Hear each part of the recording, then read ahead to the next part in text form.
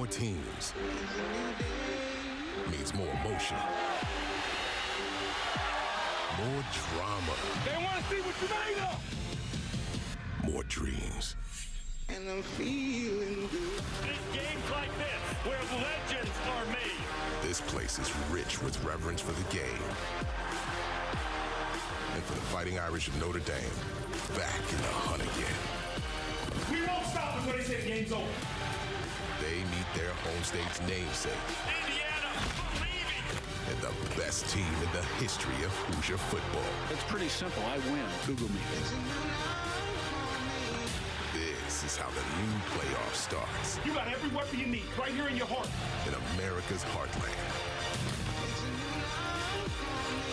The biggest game in school history. With a game that means everything. Unbelievable. And more. I'm feeling good.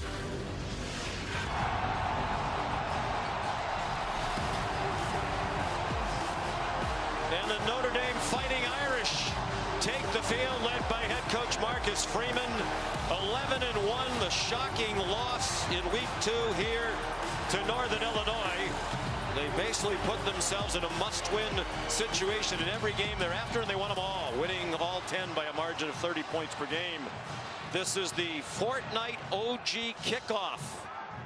And this crowd has been waiting all day for the start of this one, which is just moments away. The Fortnite OG Spotlight.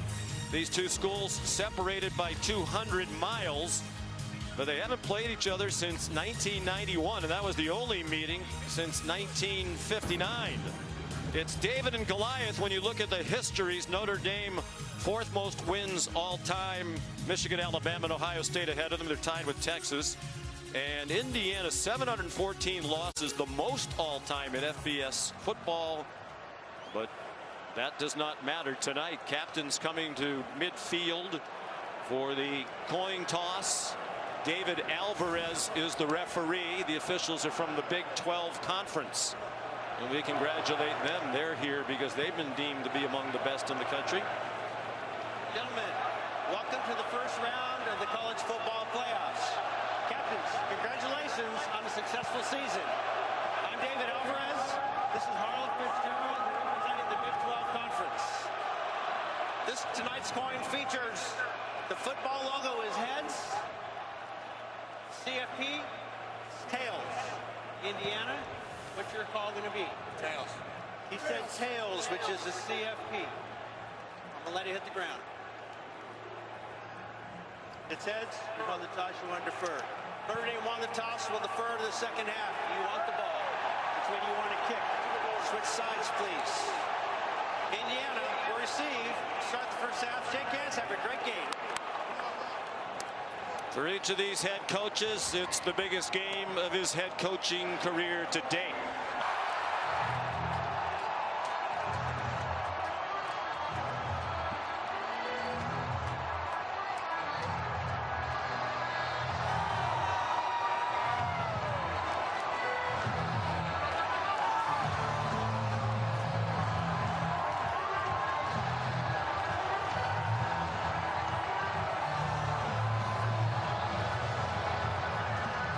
Notre Dame and Indiana ready to get the college football playoff started. Eddie Goins will kick off. The 30-year-old kickoff man for the Irish. Solomon Van Horst, Miles Price back deep for Indiana. There's Van Horst. Very little breeze to speak of as this one gets underway, but it is chilly. We had snow overnight and early this morning. Short kickoff, returnable, but a fair catch made by Solomon Van Horst. And Indiana will start at the 25, led by the 24-year-old from Oakville, Ontario, outside Toronto, Curtis Rourke, who played 5 seasons for the Ohio Bobcats, was the Mid-American Conference MVP 2 seasons ago, was second-team All-Conference last year. And he enters tonight just 1 touchdown pass shy of the Indiana single-season mark held by Kellen Lewis. He is accurate. Kurt Cignetti, Greg says he throws a very catchable ball, and he's poised. He has great feel for the position. He anticipates beautifully. and is in full control of this offense that puts almost everything on his shoulders. In his 6th year in college football, big man, 6'5", 223 pounds. He handed it off to Justice Ellison, and he's dumped for a loss of 3 by Joshua Burnham. These are 2 outstanding defensive teams. Notre Dame's 3rd in the country in scoring defense at 13.6 points per game allowed. The only teams ahead of them are Ohio State and Texas. The defense coordinated by Al Golden in his 3rd year. 2nd down and 13. Golden brings pressure. They don't get to Rourke. Single coverage and an incomplete pass. Intended for Omar Cooper. Leonard Moore, true freshman, had the coverage. And this will be a matchup all night long that Indiana's going to try to take advantage of. Cooper is their fastest perimeter threat. They believe he has to have a big game against the man coverage he's likely to see from Notre Dame.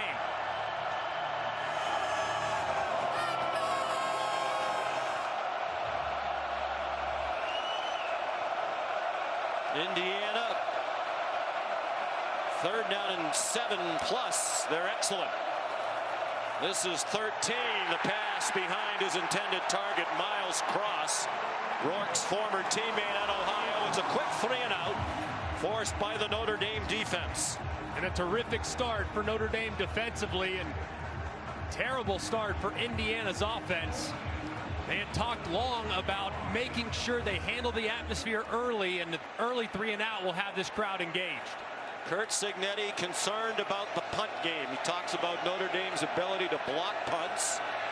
They blocked 3 of them this year. James Evans is the punter, senior from Auckland, New Zealand, where we're guessing it's a little warmer tonight. Low short kick.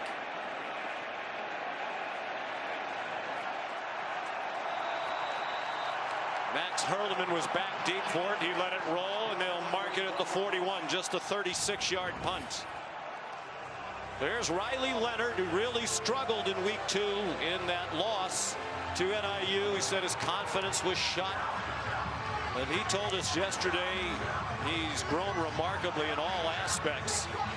And the numbers show it. They're 10-0, and he's been a big part of it as a dual threat quarterback. He's much more comfortable recognizing defense. He's been great with his legs starting week 3, and he's progressively gotten much more accurate on the downfield throws, which is a big part of the game that he just didn't have coming into this season. Jeremiah Love does start at running back. He came out of their last game 3 weeks ago against USC in the 3rd quarter with a knee injury. They think he's good to go. Practice this week. He got blasted for a loss of 2. C.J. West and this stout Hoosier run defense sending an early message with a loss of a yard. And C.J. West is the big physical run stopper in the middle. He is outstanding, but not to be overlooked. James Carpenter wearing number 99 and Mikhail Kamara number 6. This is a tremendous front that is very active and athletic at the line of scrimmage. They move a lot. They talk about disguising their fronts. Leonard batted in the air, intercepted, picked off by D'Angelo Pons, and Indiana gets the first takeaway of the night. James Carpenter batted it out of the air.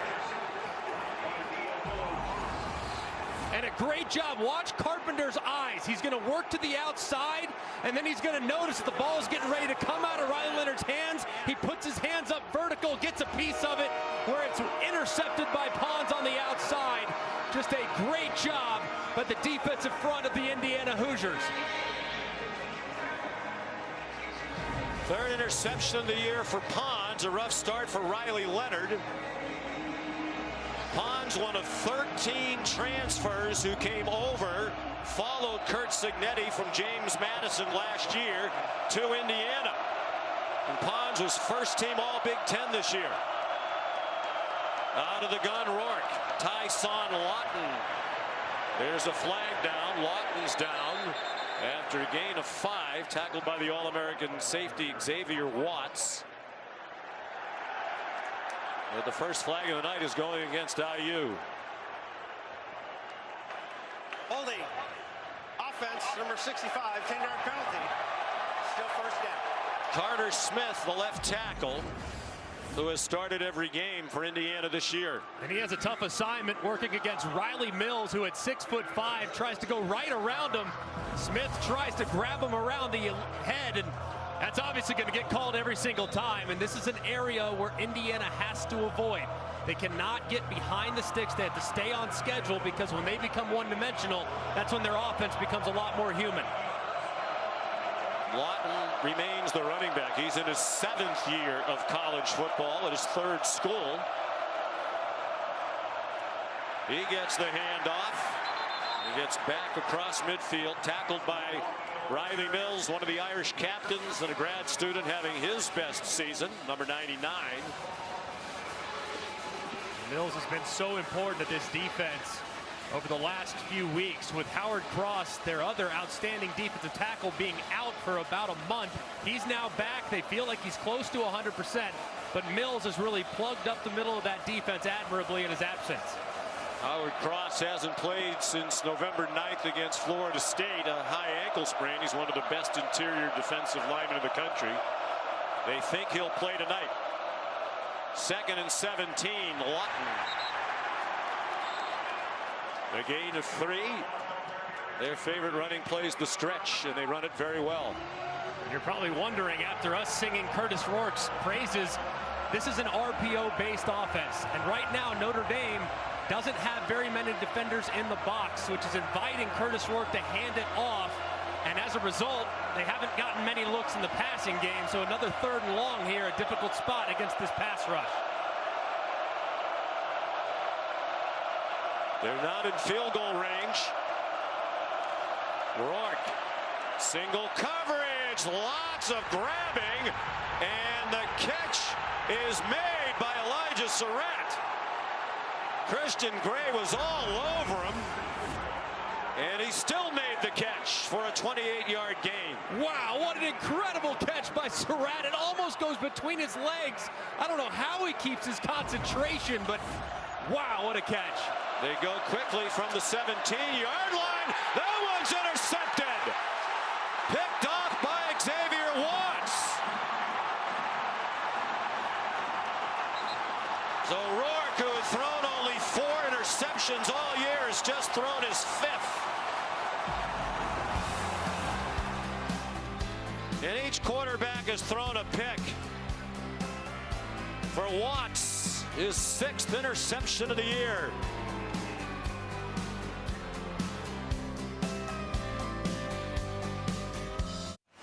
Well, Curtis Rourke's first red zone interception of the season couldn't have come at a worse time.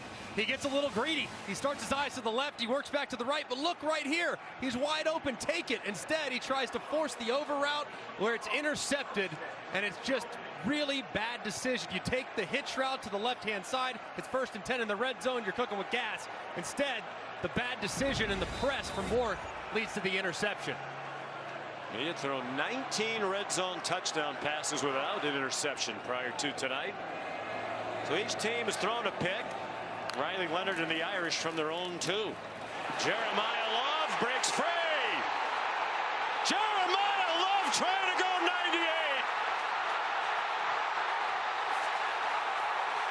Touchdown! What a run in the first touchdown of the 12-team playoff.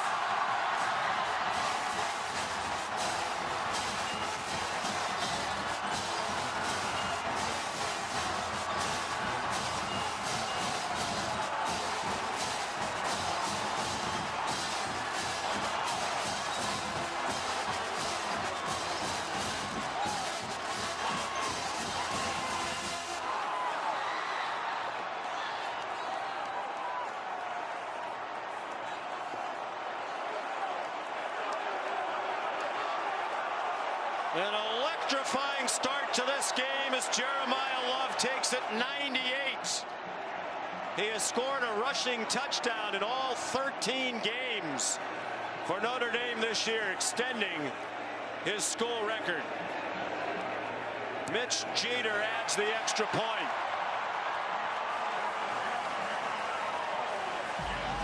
Well, it was an incredible run, but my goodness, watch his left tackle, Anthony Knapp, working against the all-Big Ten defender, Mikhail Kamara. He was able to turn him back inside, which allowed a big void between him and the tight end. That's exactly where Love went, and he was out the gate for 98. Just an incredible start, as Riley Leonard has to love it as well. Amazing answer for Marcus Freeman's Irish.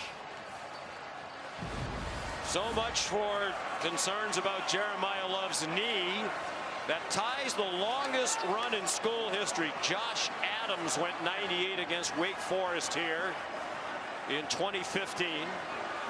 Love was the 100-meter high school state champion. Growing up in St. Louis, Missouri, he ran a 10.500 to win the state championship while in high school. He can run, and he can also run you over. He can jump over you. He is a tremendous player. He is incredible and just so versatile. Great in protection, great as a receiver, and he showed off some speed right there. So Goins kicks off. And another fair catch made by Van Horst. So Indiana has not trailed much this year. They hired Kurt Cignetti away from James Madison in November. He added 30 players in the transfer portal. 13 of them followed him from James Madison. And they won 11 games. The school record, they had a point differential of 28.7 points per game.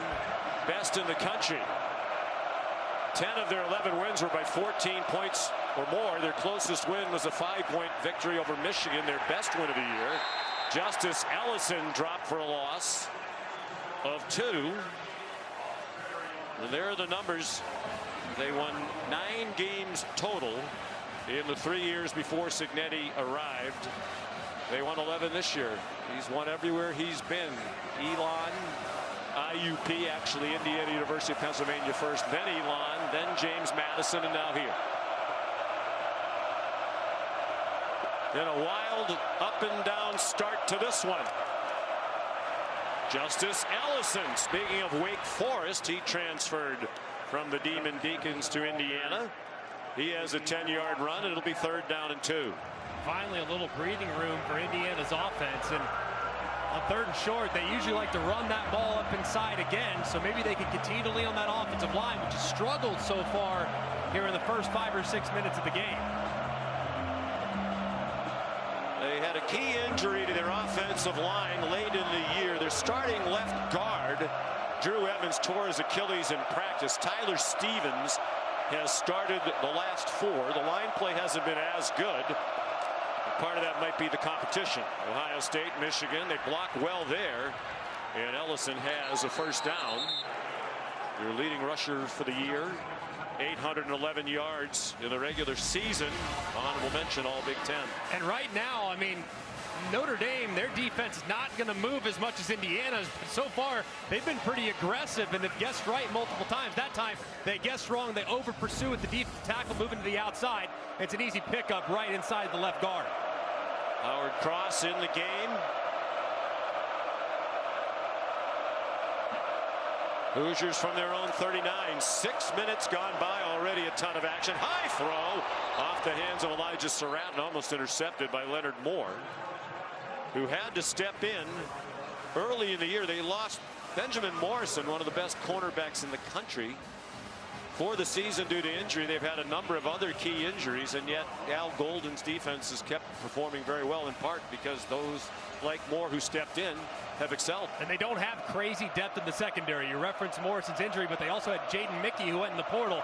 So they are young on the outside, and that's an area where Indiana's going to have to exploit those corners at times downfield. They crowd the line of scrimmage. Tyson Long breaks free.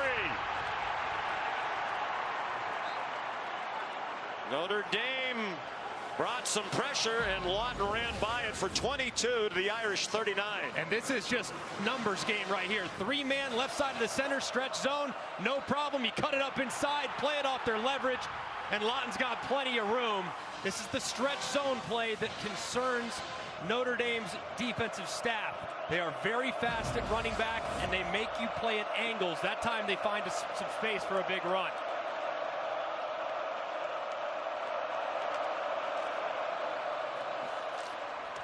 Lawton straight ahead and dumped after a gain of a yard by Howard Cross and Gabriel Rubio in the middle of that defensive line. This Indiana offense, your offensive coordinator Mike Shanahan, they've done a really good job of prioritizing balance. That's how they want to attack. A lot of the decisions are made after the snap based on where defenders are. They put a lot on their quarterback Curtis Rourke's shoulders, but they want to be 50-50 run and pass. That's always the goal at the end of every game, looking at the box score. Lawton dumped after another 1-yard gain. Adon Schuler up from the secondary. And if you're wondering, that Mike Shanahan is not related to the Super Bowl winning head coach of the same name, or to Kyle Shanahan. This Mike Shanahan's 34 years old. Very young assistant coaching staff under the 63-year-old Curt Cignetti. 3rd down and 8, not in field goal range. More pressure from the Irish. Another back shoulder throw that Surratt could not corral with Leonard Moore in coverage. And the punt unit's going to come back out for Coach Cignetti. And that's now a couple inaccurate throws so far from Curtis Rourke. You have to wonder if the interception maybe has flustered him a bit, because a 1-for-6 start is very out of character for the 6th-year senior.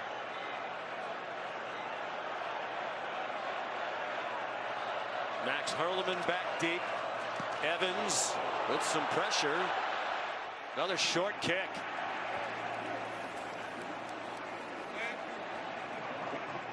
Well, Curt Cignetti worried about the punt game in both directions. He had a couple of short punts from Evans. This one's just 20 yards.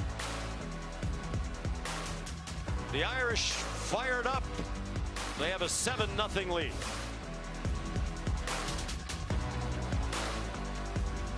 Aerial coverage from above Notre Dame Stadium provided by Goodyear, celebrating the challenge of road games everywhere. Are you ready for the road? Goodyear, more driven. On a chilly night, the temperature going to drop down to the low 20s by the time this one is over. It was a hot ticket. Tickets going for well over $1,000 in the lead up to this game. And it's been an entertaining start. Right now 29 degrees, what the feels like at 18.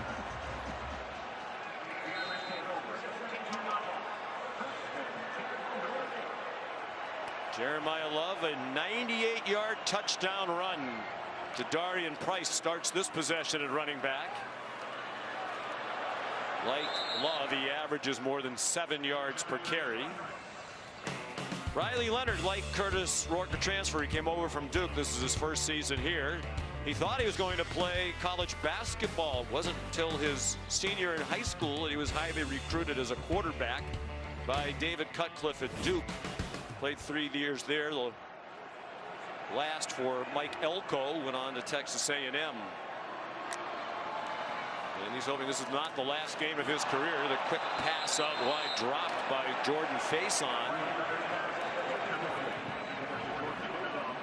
Mike Denbrock, the offense coordinator, raving about Faison. When we visited yesterday, you asked him who are some of your wide receivers you think could be difference makers in the game. He mentioned Faison first. Yeah, Faison's really good. That time had a screen. There was a lot of grass out in front. Mike Denbrock, his first year back at Notre Dame, has done a great job developing this wide receiver core, allowing them to become more athletic and really good on 3rd down situations. They'll have their 3rd down back. Aeneas Williams in, ordinarily stays in the block. Quick set by Leonard and a short pass. Bo Collins stayed on his feet and got the 1st down. Their leading receiver, Bo Collins, is 35th of the year for the Clemson transfer. And a great job by Bo Collins. Throws just a touch low, but he comes back, grabs it, and tight turn up the sideline for the conversion. He's their best route runner against zone coverage, and that's primarily what you're going to see from Indiana all game long, so you can anticipate a heavy workload for Bo Collins all game.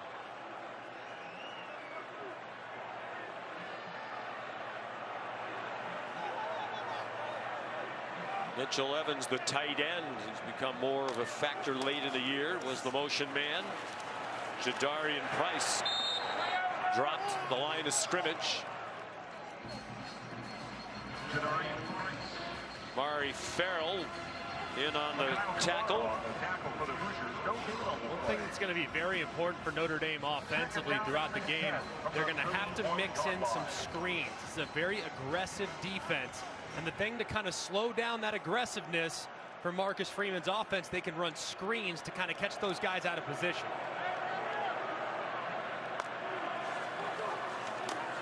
Play action pass for Leonard. Takes the check down to Jadarian Price. He got belted short of the line to gain. Hit by Aiden Fisher and Amari Farrell. Fisher, the linebacker, their leading tackler and first team All Big Ten this year as one of the 13 transfers from James Madison. The most transfers that have come from one school to another in one transfer portal cycle since we've had the portal. They all have a great feel for Curt Cignetti and what they want to do on both sides of the ball. It really helped have the success they've had. They know the system. They have the same defensive coordinator. On third down and short, Aeneas Williams, the ball carrier, just his 27th of the year. He got 6 and a first down. And that play right there kind of tells you what Notre Dame's thinking in this matchup. You're going against statistically the best run defense in the country. You're sitting there 3rd and 2. You hand it to Aeneas Williams, who doesn't get a ton of opportunities between the tackles, and he pushes forward for a big first down.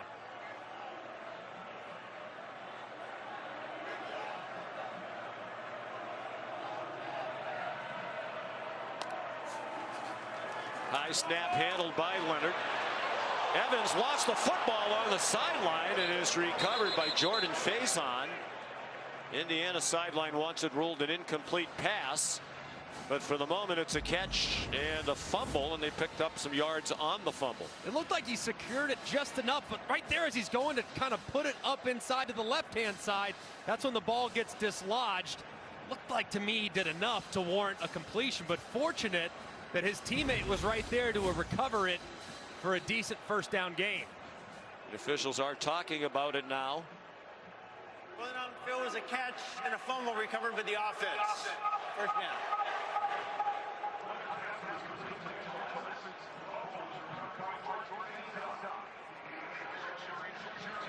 Mitch Evans, one of the best tight ends in the country. And as he came on late in the year, Mike Denbrock said it opened it up for others, particularly some of the wide receivers. Williams again, the running back, in a short yardage situation.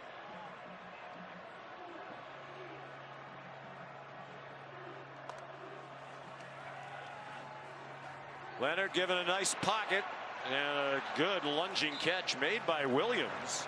Just his 8th catch of the year. We talk about this unique defensive front, Greg, coordinated by Brian Haynes. Mike Denbrock said he threw just about everything he could throw at the offensive line in practice in terms of looks from the defense. But he said the problem with that can be you don't want to give them too much to think about. That's Brian Haynes, the defensive coordinator, because you don't want them to think so much they forget to fire off the ball and play aggressively. They're trying to fire off the ball for Price, who got 2. And one thing too, I think that also has kind of helped Mike Denbrock the extra time, having additional weeks to look at this defense, study this defense, and give your offense a lot of different pictures. So if it can be run by Indiana's defense, it's been thrown at Notre Dame's offense in the last few weeks preparing for this game. 10th play of the Notre Dame drive. They started at their own 17. They've scored on a 98-yard touchdown run by Jeremiah Love. Blitz right up the middle, wide receiver screen. Face on, broke some tackles. He's not a big guy, just 5'10".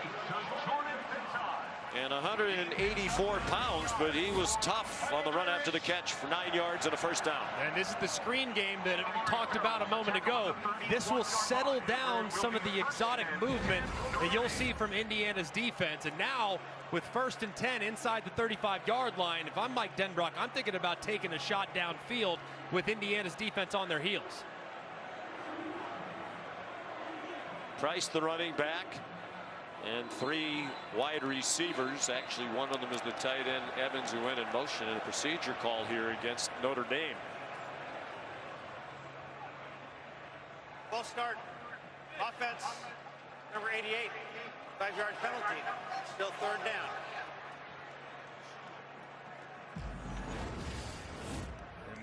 Mitchell Evans right here, he almost tries to fake it a little bit like he's going in motion, but you see the flinch and then, oh no, hang on, I was going in motion. Now they're going to get you there. That's 2 mistakes though. I mean, Evans, one of the most sure-handed, reliable guys they have on their roster. A couple early mistakes though from him, out of character. So 1st and 15 as we approach a minute to go in the first quarter. 30th meeting all time between these 2 in-state rivals, but the first since 1991. Price running room outside and turns the corner.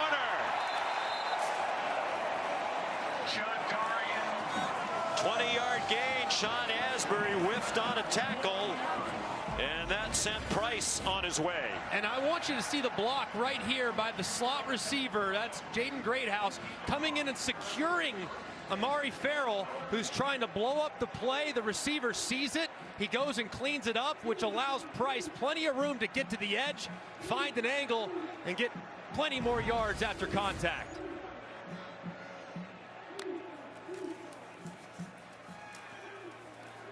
Price again. So he set up the game, a big part of it. The potent Notre Dame rushing attack against the #1 rushing defense in the country. So far, the Irish winning that battle, including a 98-yard touchdown run by Jeremiah Love. They've rushed for 131 in the first quarter against Coach Cignetti's defense. That is the end of the first quarter. ESPN's presentation of college football on ABC will return after this message and a word from our ABC stations. This is the College Football Playoff first round presented by Allstate.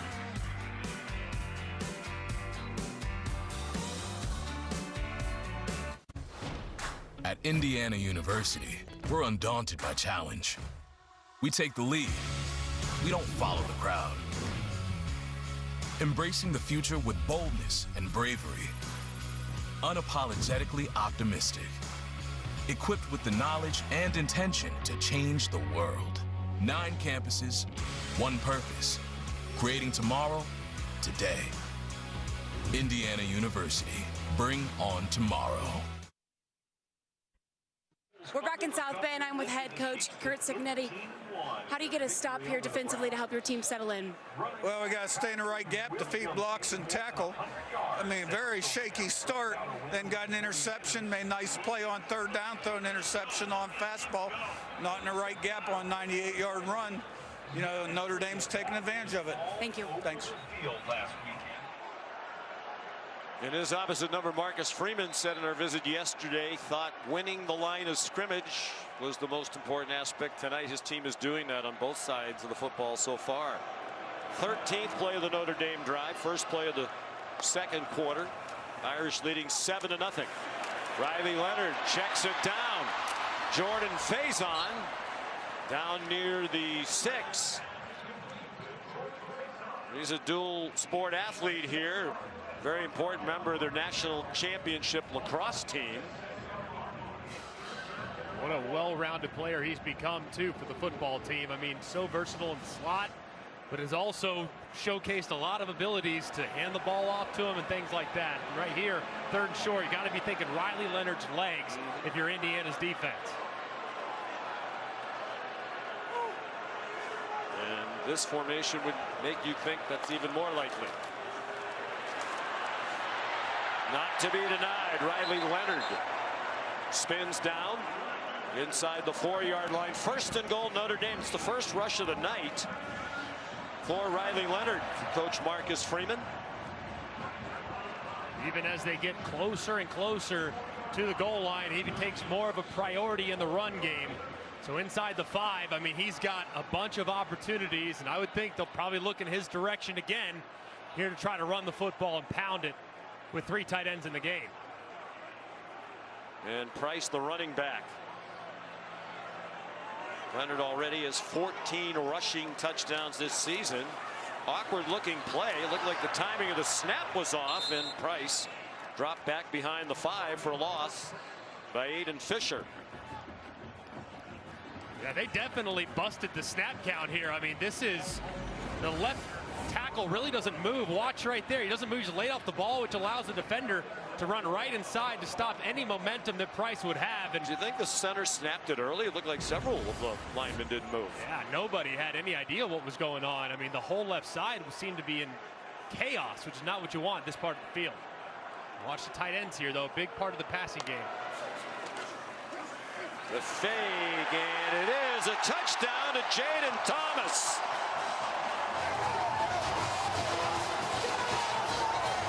Just his 2nd touchdown of the year and his 17th catch. And the defender's eyes are in the backfield the whole way, and you're going to see perfect route by Thomas. Goes and sets up the defender, works away from the guy that's trying to cover from the outside in, and it's a perfectly lofted pass from Riley Leonard into the awaiting arms of Thomas in the back of the end zone. Perfectly executed play. And Mitch Jeter on for the extra point.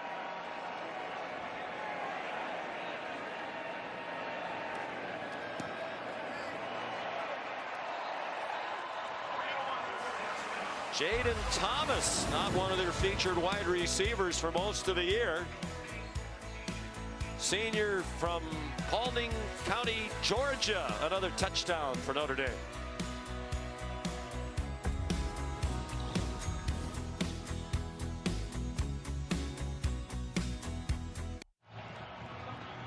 The CFP first-round games presented by Allstate continue tomorrow.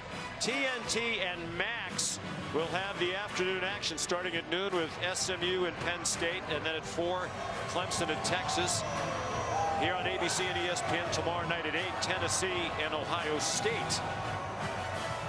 We remind you, TNT and Max tomorrow. If you come here to ABC and ESPN, as you usually do, looking for the college football, you will not find the college football playoff. You'll find it tomorrow night at 8. We wish TNT well as they cover the action using our people, we are happy to say. Yeah, excited about those games, man. Tomorrow is going to be one of the great college football days of all time. I can't wait for it, man. Eddie Goins kicks off. Fair catch. I'm surprised they're at least not trying to run these back on short kickoffs. Keyshawn Williams, this fair catch. We go inside the college football playoff presented by Capital One. Indiana hasn't won here since 1898. That was the first of the 30 meetings all time. They've lost 12 in a row here since, but it's been a while. Penn State, the home field advantage tomorrow against SMU. Perfect at home in the last decade against non-conference foes. Texas only one loss in the last 2 years at home. That was to Georgia. Ohio State always great at home. I think it's pretty important to get those home playoff games. What do you say, bud? This is a heck of an environment here, too, for Curtis Rourke to try to get back in rhythm here against. He decides to keep it and goes for a 1-yard gain. Unlike Riley Leonard, that's not a big part of his game. He's rushed for minus 25 yards this season. Jack Kaiser made the tackle.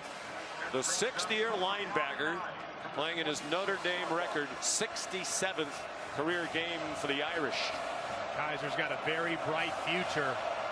He's done such a great job in this offense, and this defense has kind of grown and seen his role expand year over year, and he's become a star in his final season. Came back for a chance to play for a championship. On target. Keyshawn Williams the catch from Rourke. Here's Katie George. Yeah, Sean, IU quarterbacks coach Tino Sinceri told Curtis Rourke in between series, let's start to get some quick throws going. We also need to mix up when the ball comes out. Thanks, slants. That should help us find a rhythm. That completion there, a good start. Now, I think Katie really needs to settle down. Tino Sinceri He's going to be heading to become the offensive coordinator at UCLA. He's got a very bright future as a play caller, but he's got to settle his quarterback down. He's missing high all night. Sinceri, the co-offensive coordinator and quarterbacks coach.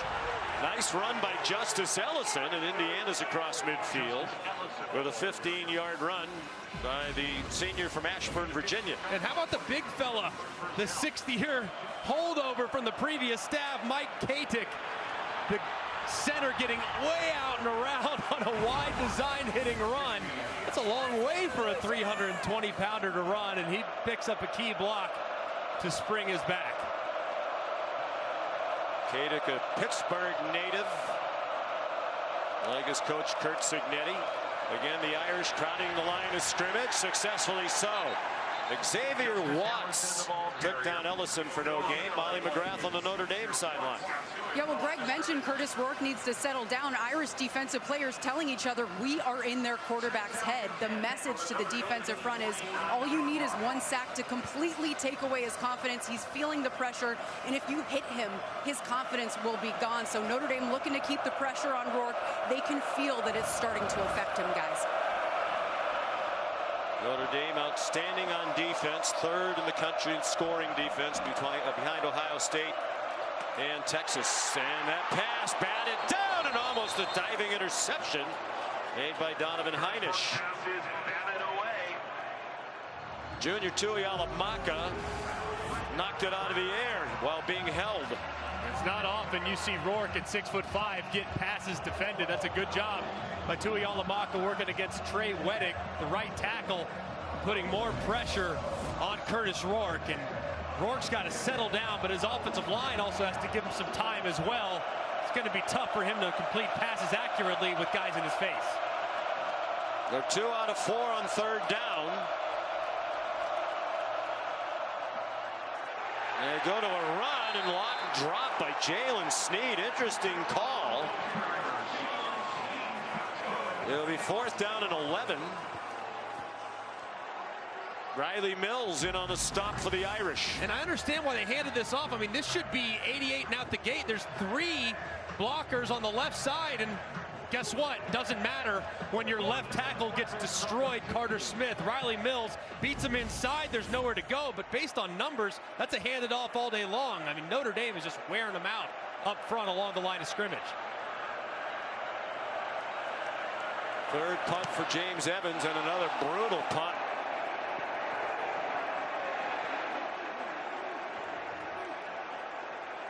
Well, you wonder if the cold is affecting him. As we mentioned, he's from Auckland, New Zealand.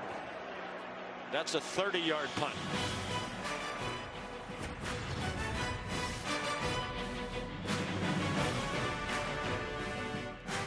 Notre Dame professor of electrical engineering Tom O'Sullivan and his team have created the Near-Wave Scanner, a handheld device that uses light to measure the progression of cancer and the effects of pre-surgical chemotherapy. Nearwave can predict as soon as 5 days whether a tumor is responding to chemotherapy. So for the ones that are not responding, we can pivot to a better treatment. Notre Dame asks, what would you fight for? Fighting for breast cancer patients. There's tonight's Twix Player Spotlight, the quarterback comparison. Shaky start for Curtis Rourke, just his 5th interception of the year. And just the 9th turnover committed by Indiana. They started tonight 2nd in the country, fewest turnovers lost. Vanderbilt 7. Meanwhile, Riley Leonard's completed 7 passes in a row. Their last possession, a 16-play touchdown drive, the longest in the history of the college football playoff in terms of number of plays.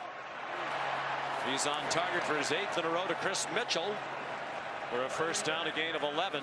This is a continuation of the college football playoff, even though it's a different format with 12 teams. We had 10 years of the 4-team playoff, and the stats and historical nuggets continue on.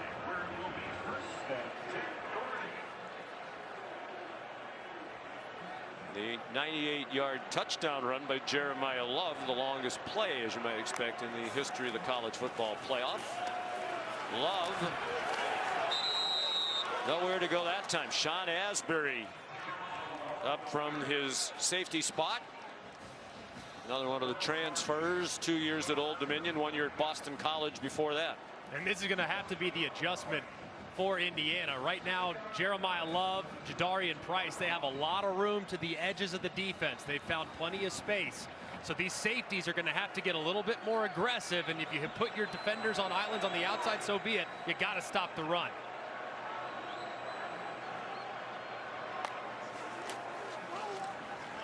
Love in trouble again, delivers a stiff arm, then tried to hurdle a defender, and he did. Jump over Amari Farrell, but nowhere to go after. Terry Jones Jr. was there for a 5-yard loss. I mean, how high was he in the air? Right, whoop! I mean, very fortunate that Farrell was able to somehow get just enough of him with that right leg, and he goes down awkwardly, and that right knee twists a little as well, and that was the knee that was injured and forced him to miss the rest of the game against SC. Well, he's hurdled would-be tacklers a number of times this year. 3rd down and 16. They try for another one of those wide receiver screens, and Linnell Carr batted it out of the air. Senior defensive end from St. Louis.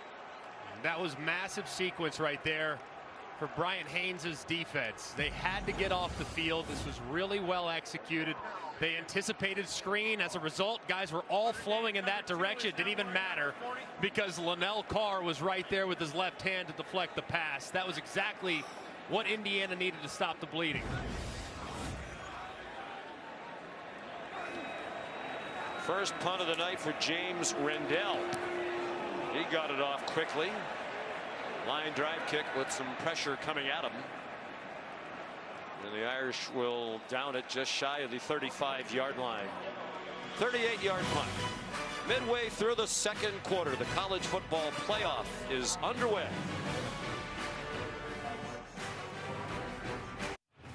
Well, Curtis Rourke, the 6th-year senior, is off to a tough start. Missing throws, just inaccurate throws off the mark. Mostly high. That one high and inside. This one way off the mark. Does not give Surratt a chance. And then he passes up an open receiver in the flat, tries to force it in between not just 2 defenders, but 2 defenders, a free safety, and an umpire to make things even more difficult. They got to settle their quarterback down. Too many throws so far tonight have been down the field. They need to see him get a couple of easy completions to get him into a rhythm. Ordinarily very accurate. That 70.4 completion percentage for the year was 7th in the nation. Quick throw, quick tackle. Miles Cross dumped by Xavier Watts, just a 1-yard gain.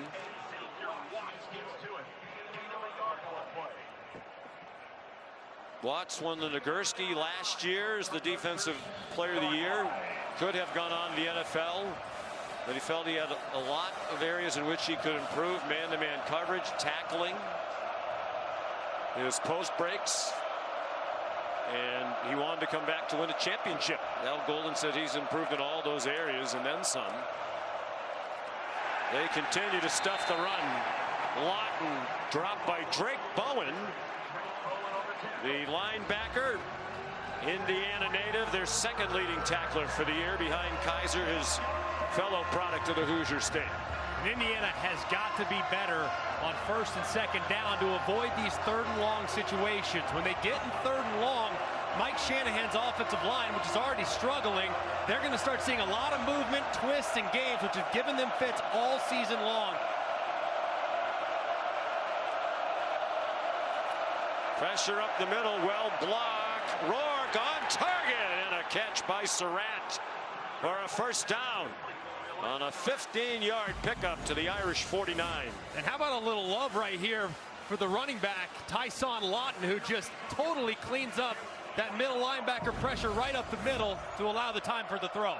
He stands in the block again, and a flag thrown, likely for pass interference. Intended for Miles Price. It was Jordan Clark who had the coverage.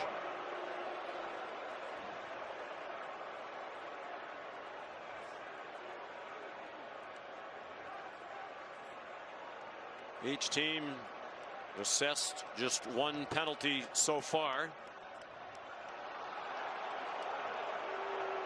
Prior to the pass, holding, defense number 1, 10-yard penalty, and automatic. 1st down. On Clark, a transfer from Arizona State, the son of our ESPN colleague, Ryan Clark. It looked like that right hand was kind of wrapped around the hip of Miles Price. And that's kind of what the officials saw. There wasn't a ton there, but I think it's still a good call. There's just enough movement on the offensive player. Lawton stays in to pick up the blitz again. Another back shoulder throw. They're trying to work that hard to Elijah Surratt. And they're not having much luck with it because of the coverage by Leonard Moore. They're just going to have to continue to throw it. But at some point, if the back shoulder is being well defended by these Notre Dame cornerbacks, put some air under it and throw it over the top. If they're defending the back shoulder, fine. We'll throw it over your head. That's the adjustment. The corner can't be right. You cannot predetermine where you want to throw it, back shoulder or deep.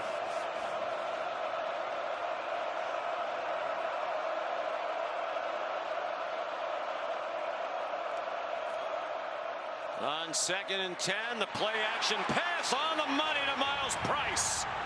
And he's yanked down by Jordan Clark. But it's 17 more for the Hoosiers. And a first down to the Notre Dame 22. It's great recognition by Curtis Rourke. Clark is lined up way off and outside, which allows easy completion. Price breaks a tackle and lowers his shoulder to Jordan Clark. Christian Gray failed to make the tackle on the first opportunity, and it winds up as a 6-yard gain for Indiana.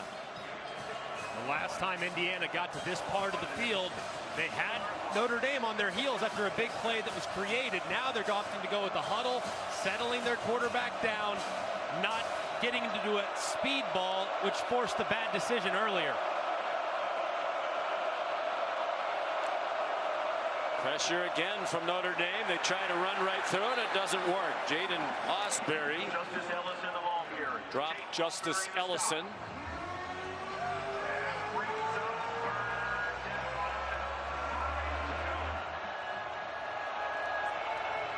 Tough down and distance here, but the guy I'm looking at, if I'm Curtis Rourke, is number 13, Surratt. If I get one-on-one with him, he's the guy I'm going after. It's my best and most reliable receiver against man coverage. He's lined up at the top. 8th play of the drive. Looked like there was some movement along the line. It's a direct snap to Ellison. There are no flags down. He's down with just a 1-yard gain. And let's see what Kurt Cignetti decides to do. On 4th down at about 4 with under 4 minutes to go in the half, down 14-0. Offense is staying on the field.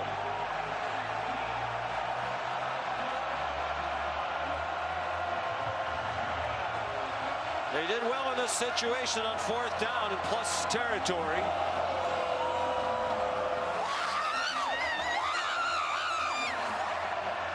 Fighting a talented Notre Dame defense and this raucous sellout crowd. Timeout. Indiana. Cignetti wants a little more time to think about it. 14-0 Notre Dame.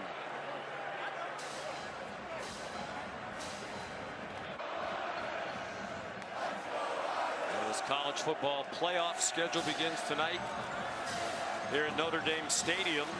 Curtis Rourke's on the sideline now. The jacket wrapped around him.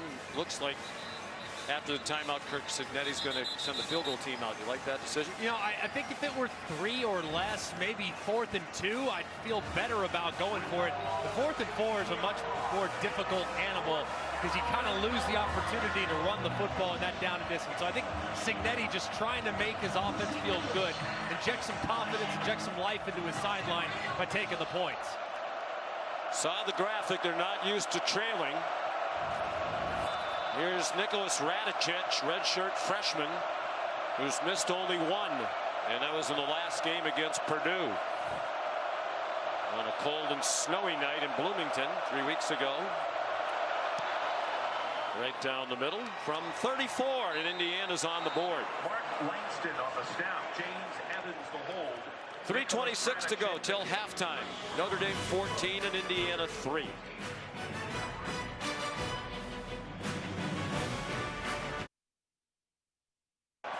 This is the college football playoff first round presented by Allstate. First game of the playoff, the first year of the 12-team format. A lot of firsts. This is the first Friday game ever at Notre Dame Stadium, which opened in 1930. They have played on Fridays before, most recently back in 1900. A 5-0 Irish win over Chicago surgeons and physicians. Who was on the mound for the Irish that day? Actually, Mike Swanson, our statsman, did stats in that game. It was an easy job for him in a low-scoring game. Derek McCormick kicks off. Jaden Harrison's going to try it. And he regrets that decision. Dropped at the 17-yard line. Kick off your NFL Sunday at 10 a.m. with the Countdown Crew on ESPN and the app. Early breaking stories, injury updates, previews of every game right up to kickoff. And then cap the NFL week with Monday Night Football on ESPN, Deportes, and ESPN Plus. At 8 Eastern, New Orleans and Green Bay. SVP and the Countdown Crew get you started at 6. Scott will join us later on tonight. Packers 10-4. Won 6 in a row at home on Monday Night Football. Might be a little chilly in Green Bay Monday night. Riley Leonard comes out throwing and now takes off running. We've seen a lot of that this year. James Carpenter chased him out. He had a busy week, Riley Leonard. It's finals week here. Maybe you think, well, they're Notre Dame football players. They don't have to participate in that. They had 40 players take finals yesterday. Riley Leonard was one of them. A final exam in cosmology. I thought he wanted to be a makeup artist. Not cosmetology. I misunderstood what he said. We could both use some help if you were into cosmetology. Yes, well, yeah, we could use him up here if that's the case. Jeremiah Love, the fake handoff to him, and Leonard spins ahead. Earlier in the week, he had 3 papers he had to write and a presentation to do in front of a class. So for those who think these aren't student athletes, at least here at Notre Dame this week and beyond, they are. No special days here. Day before the biggest game arguably in recent history at Notre Dame. Yeah, you got a final at 3 o'clock in the afternoon. Be there, be square. Well, they actually moved the finals schedules around for the rest of the student body so they could come to this home game. On Friday, they needed the parking lots as well. They're keeping the dorms open through the weekend for those who stayed for the football game. We're at the 2-minute timeout. Big third down play upcoming. Indiana would like to get it back with a chance to score again. It's 14-3 for Marcus Freeman and the Irish.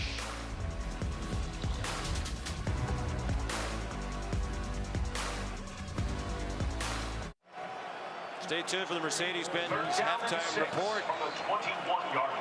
Kirk Herbstreit and the Game Day gang standing by. Already 4 hours of game day, led by the incomparable Reese Davis from the Notre Dame campus just outside Notre Dame Stadium. 3rd down and 6 for the Irish at the 2-minute timeout. They lead 14-3.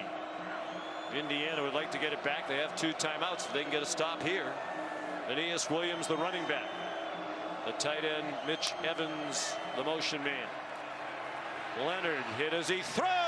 Diving attempt. And it's ruled a catch. Jordan Faison for 10 yards and a big first down. Mikhail Kamara hit Leonard just as he threw it. Notre Dame goes quickly to the line, but the officials are going to stop it. Perhaps for a replay review to make sure this was a catch. It's a great play by Leonard. It looked like, wow, Faison had it initially. Does it hit the ground as he's turning over, and does he secure control? You have to maintain control all the way through the catch. Just an incredible effort by Faison. Crowd has seen a couple of replays on the big screen, and they think it's a catch. I mean, it looks like he got his hand under. The only question I would say is right there as he starts to roll over. The first time tonight they've gone to the replay booth to Eugene Semko, so we bring in for the first time tonight Matt Austin from his well-heated home. Matt, what say you? Good evening, friend. Good evening. I agree with you guys. The ball hit the ground, in my opinion. Confirmed. So there was enough evidence to say it was a catch. Matt, sorry for the interruption. That's okay. I'm a little shocked. I thought it was on the ground a lot. You didn't look like the hands had that good of firm control, but I don't think it was clear and obvious either way. So I would have thought stands over confirmed. Yeah, I would agree with you, because I don't think right there that that's clear cut, but it's a huge call. So now the drive continues for Notre Dame. They have all 3 timeouts left. They have had a very shaky field goal kicking situation. Worst in the country, in fact. They have a very good kicker in Mitch Jeter, transferred from South Carolina, but he's been injured most of the year. He's made only 6 of 12 field goals. But they think he's gotten healthier with the extra time off. He's actually kicked more in practice in recent weeks. Riley Leonard. This is what he can do. Looked like he started a dive head first, maybe slide. Settled on kind of a dip the shoulder and roll-ish thing for a 6-yard gain. He's so difficult when he takes off. I mean, as a designed quarterback run, he's excellent. But when things break down and the pass rush gets too aggressive, that's when he can really kill you. Pump fake. Trying to find a running lane. He does somehow. He has another first down. Clock stops to move the chains with 1:03 to go. 6-yard gain. Aiden Fisher credited with the stop.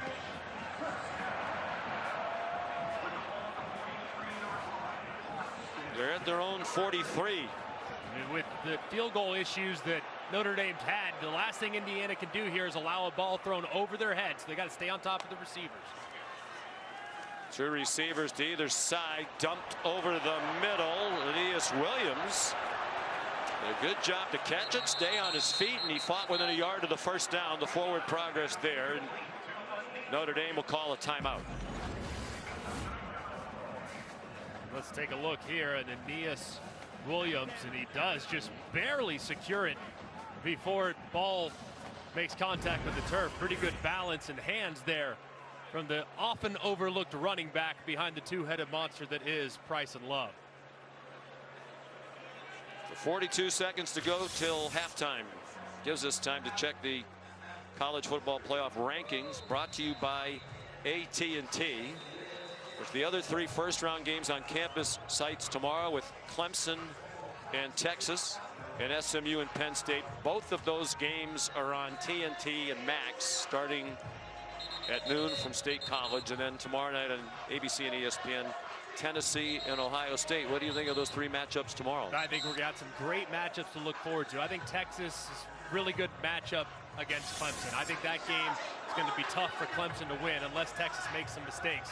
But the other 2, I think SMU, their speed on outside at wide receiver could cause some problems. Kevin Jennings, a playmaker at quarterback. So that one's got a chance to be tight. And the last one, we know it's going to be great between Tennessee and Ohio State.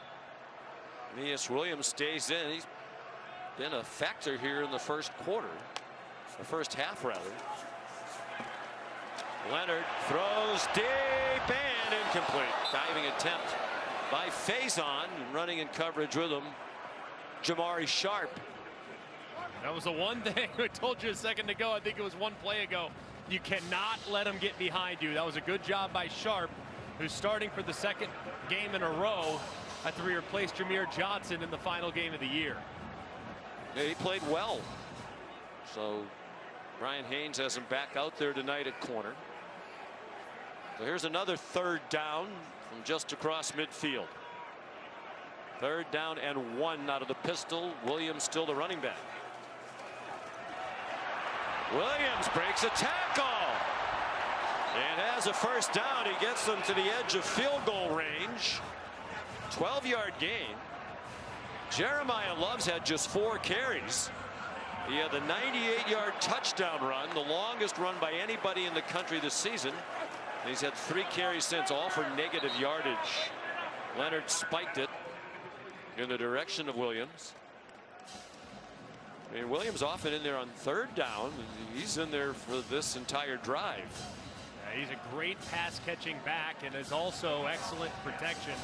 And with Love, maybe they said he was at 100%. They said he didn't have any limitations, but maybe that right knee is giving him a couple fits as he started out in this game. Didn't look like it on the 98-yard touchdown run, that's for sure.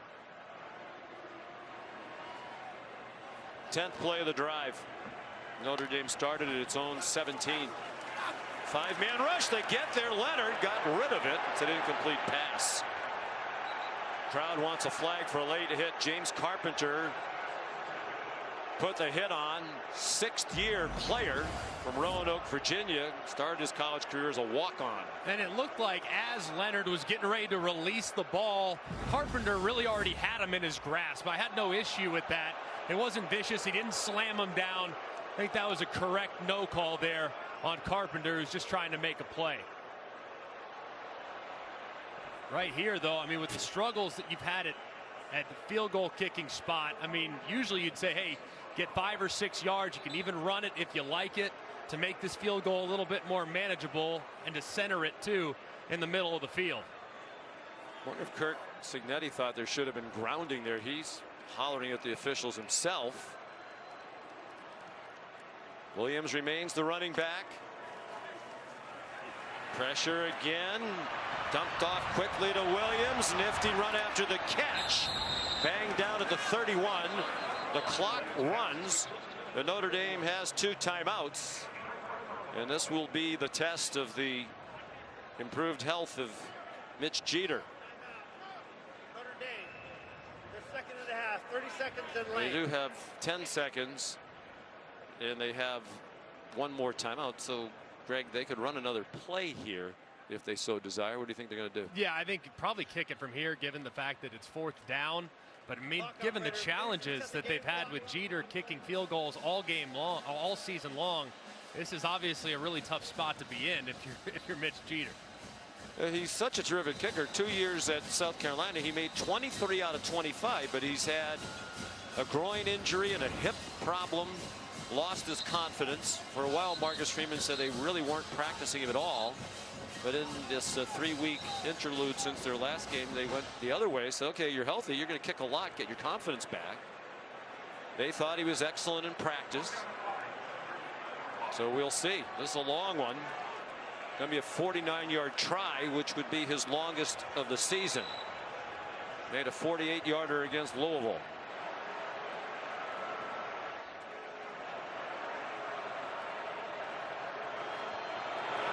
Snap and hold are good. That's the old Mitch Jeter. Good from 49 with room to spare. They were the worst field goal kicking team in the country during the regular season. Collectively, they had made 8 out of 18 with Jeter and a couple of his stand-ins. The only team in the country under 50%. You don't often see a head coach get that fired up. And man, good for Mitch Jeter. I mean, it's a tough spot. It's a lonely position. You say you have one job, you know, but my goodness, it's such a mental position as well. And he's battled injury and he's battled back now. And congrats to him nailing it on a big opportunity before the half. So back to a 14-point lead. And only 7 seconds to go. Also big, too, with Notre Dame deferring to the second half. A chance to go 2 for 1 coming out start third quarter.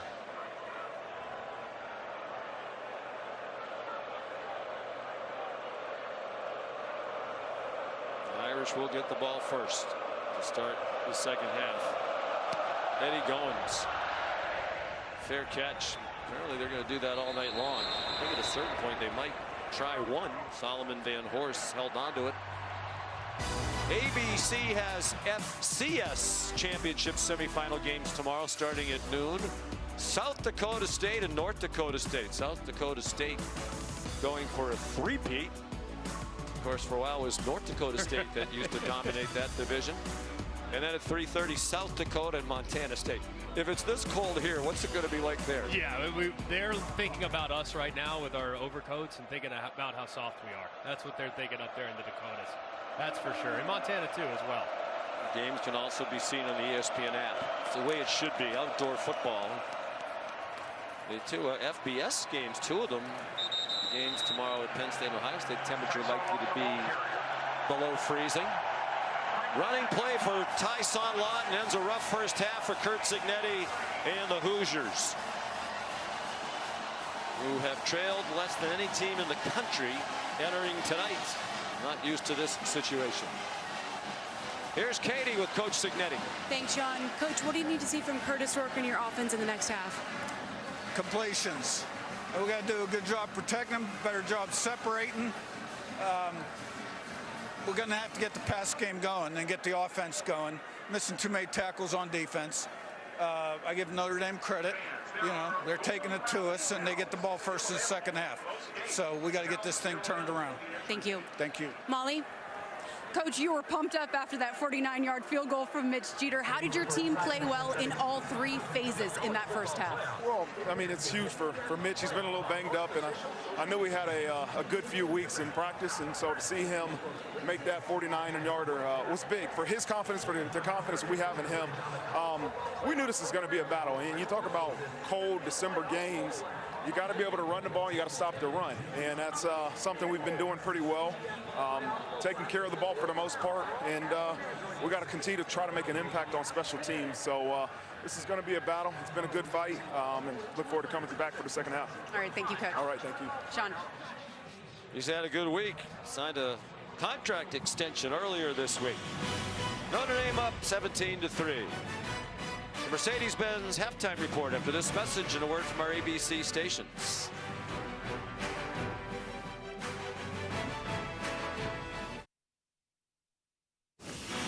Welcome to the Mercedes-Benz halftime report.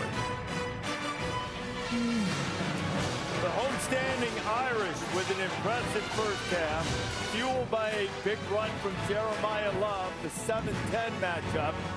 In the first year of the 12-team college football playoff, and the Fighting Irish have a 17-3 lead on Indiana. Glad to have you with us at halftime. Reese Davis, Kirk Herbstreit, Desmond Howard, Pat McAfee, and Nick Saban. Here's what happened in the first half. All of the big plays belong to Notre Dame. Now, Riley Leonard threw an early pick, but then Curtis Rourke picked off by Xavier Watts. 13 interceptions the last 2 seasons. That leads the nation. Nobody has more. The very next play, one play, 98 yards, Jeremiah Love gone. That's complimentary football. Good job, really, the whole half of controlling the line of scrimmage. And Love broke a tackle, and with that speed, he took it to the house.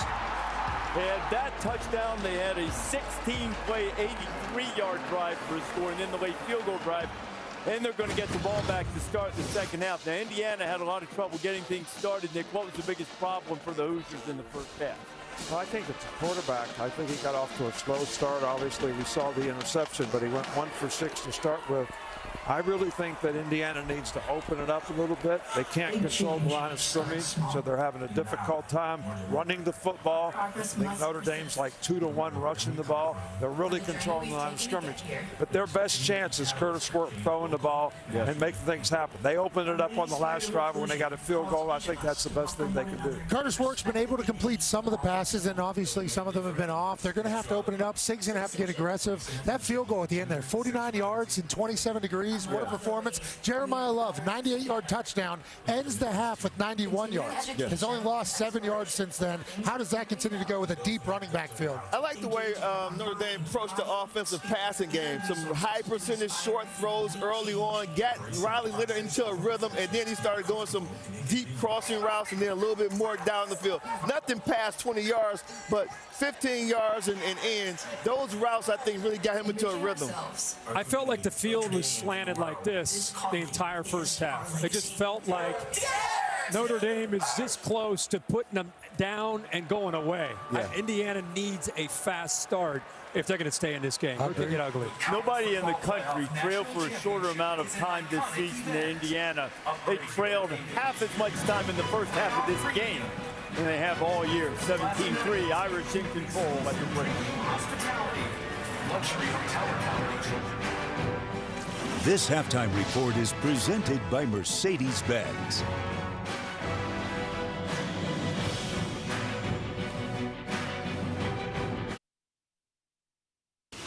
You're watching the Mercedes-Benz Halftime Report. Notre Dame ahead of Indiana 17-3, the first of 4 first-round playoff games at noon tomorrow, right after College Game Day on TNT. It will be SMU and Penn State, Nick. Well, I tell you what, SMU has got a lot of explosive players all over the field, and Kevin Jennings has been an outstanding quarterback for him, and the key to the drill for him is not turning the ball over, eliminating the negative plays, because he's going to make positive plays in the game. And I think Penn State, they were so impressive being able to control the line of scrimmage against Oregon. If SMU cannot do something to stop their running game, make the adjustments they need to make, Penn State's going to control the game. What do you got on Texas Clemson? I want to see how Texas plays in the red zone. Texas is a team that can move offensively from 20 to 20, but once they get in the red zone, self-inflicted wounds, cannot get out of their own way, penalties, drop passes, missed assignments. Let's see if they can capitalize in the red zone against Clemson. Yeah, Tennessee, Ohio State? Yeah, tomorrow night. I think these conditions here, cold, windy, a little bit uncomfortable. Yeah. Big in this Tennessee-Ohio State matchup. SEC team coming up to Ohio State. A lot to prove for both sides. Can they pound the rock both sides like they've been able to do all year? We shall see. After the way the Ohio State season ended, how they end up playing early in that game, I think, could be significant. SMU, can they neutralize the line of scrimmage? Big advantage for Penn State. And I really want to see Texas offense find their rhythm. 3 of the last 4 games, only 20 points or less. We're making our way to Columbus tomorrow morning for College Game Day, 9 a.m. Eastern Time, not far away from the second half in South Bend.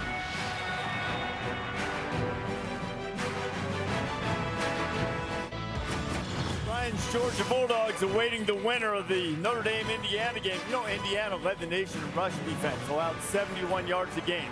Well, Jeremiah Love hit him for 98 on 1 carry. Irish up by 2 touchdowns. They get the ball first. Sean McDonough and Greg McElroy will have you the second half for you.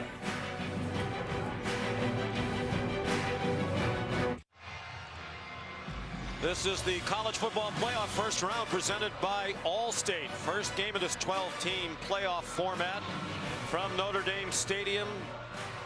And the Irish at the half leading Indiana 17-3. The winner onto the quarterfinals to take on Georgia on New Year's Day in the Sugar Bowl. The first half stats brought to you by Hims, and a considerable edge just about everywhere you look for Notre Dame. Sean McDonough and Greg McElroy. But to me, Greg, so far the key to the game has been Notre Dame has really controlled the line of scrimmage on both sides of the ball. And that's probably the most concerning thing for Indiana, is they've really had no answers so far with how Notre Dame has attacked their offensive line. Now, they've had some space to the outside, but really nothing up the middle. And as a result of that pressure up the middle, their quarterback has felt some unnecessary heat, so he's been a little off the mark as well. So the offensive line needs to shore up, and they need to get the passing game going, because Curtis Rourke was well below his normal self there in the first half of this football game. Derek McCormick will kick off for Indiana. The only other time they trailed in the second half this season was against Ohio State in their only loss of the year in Columbus. Jaden Harrison, they run a reverse. Jordan Faison. Jordan Faison down the sidelines. Tackled from behind as he crossed midfield, or that might have gone all the way. Notre Dame has been great on special teams all season long, with the exception of the field goal problems due to injury. And this is a really good job by Notre Dame, but there's only really one defender that had to be shook, and that was Jameer Johnson, number 8, who just missed him, completely missed him. He was really the only guy that saw the reverse from the beginning. Faison gets to the outside, a great move, and there's nothing but green grass out in front. It gives Notre Dame great field position to start the second half. 44 yards on the return for Faison. They start at the 47 of Indiana. Riley Leonard, 11 out of 17 for 87 yards, a touchdown and interception in the first half. And a flag down, delay of game before they snap the ball. Offense, 5-yard penalty, still first down. There's Molly McGrath. Well, head coach Marcus Freeman stressed aggression in the locker room. He said especially on special teams to steal some momentum, so he has to be happy with how they came out of the half. He said he also wants to be aggressive, find different ways to run the ball. Told quarterback Riley Leonard continue to play with confidence, especially in the passing game, and take some shots. And he stressed, we don't just want to hold on to this lead. I want to attack and not let up, guys. Leonard dumps it off. Jeremiah Love, his first touch since more than half the second quarter remained. Here's Katie George. Yeah, Sean, Curt Cignetti said they started to put some heat on Riley Leonard at the end of the second quarter. He said we've got to continue to put pressure on him, but he said the problem has been all of the missed tackles. They've got to clean that up if they want to be able to fight their way back into this game here in the second half, Sean. All right, Katie, thank you.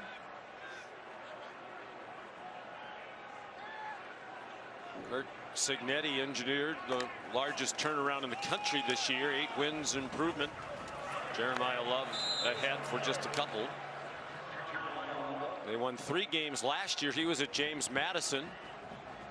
So when they reached out to him, he was interested in the job, but he was very happy at James Madison. Had a really good team coming back. By the way, ASU also 8 wins improvement this year. He said, I was home one night talking to my wife, Minette, and then she said, well, let's take a look at the schedule for Indiana. He started looking at the schedule and said, I think there could be 10 wins in that schedule. Got a little more interested, decided to take the job.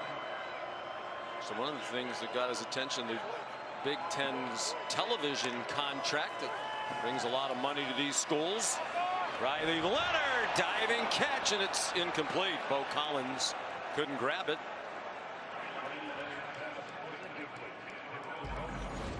The throw just off the mark here from Riley Leonard, a little bit low and out in front. It was a great effort by Bo Collins, who fully stretched but couldn't quite secure it. Be a greater effort if he caught it. Sometimes effort is, we need a great effort as well, right? A for effort, I suppose. C- for execution. First 3 and out of the night for Notre Dame. James Rendell, the punter. Short, fair catch signaled by Miles Price. And Indiana will start at its own 12-yard line after a 31-yard punt.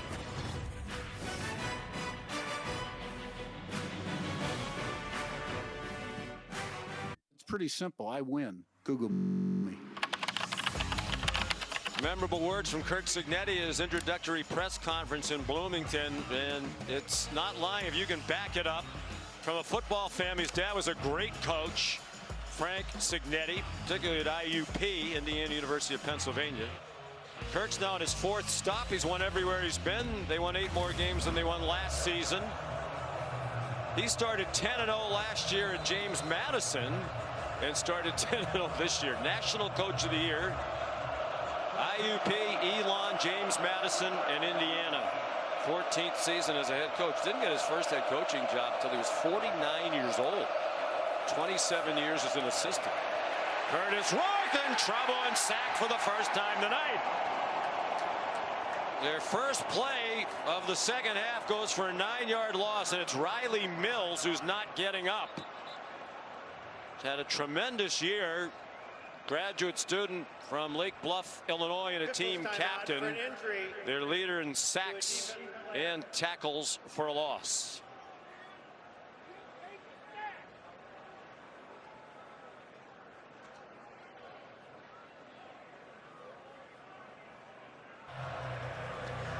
Riley Mills helped off. That would be a big loss if he cannot continue. He's had an outstanding year. And there have been times tonight where he's been unblockable, including the play just a moment ago, but a little friendly fire as his right leg hits Jalen Sneed, number 3, who's also arriving at Curtis Rourke, and kind of leg whips him. It's good to see him walk off under his own power, but if he can't return for the Irish, that's potentially a massive loss up front.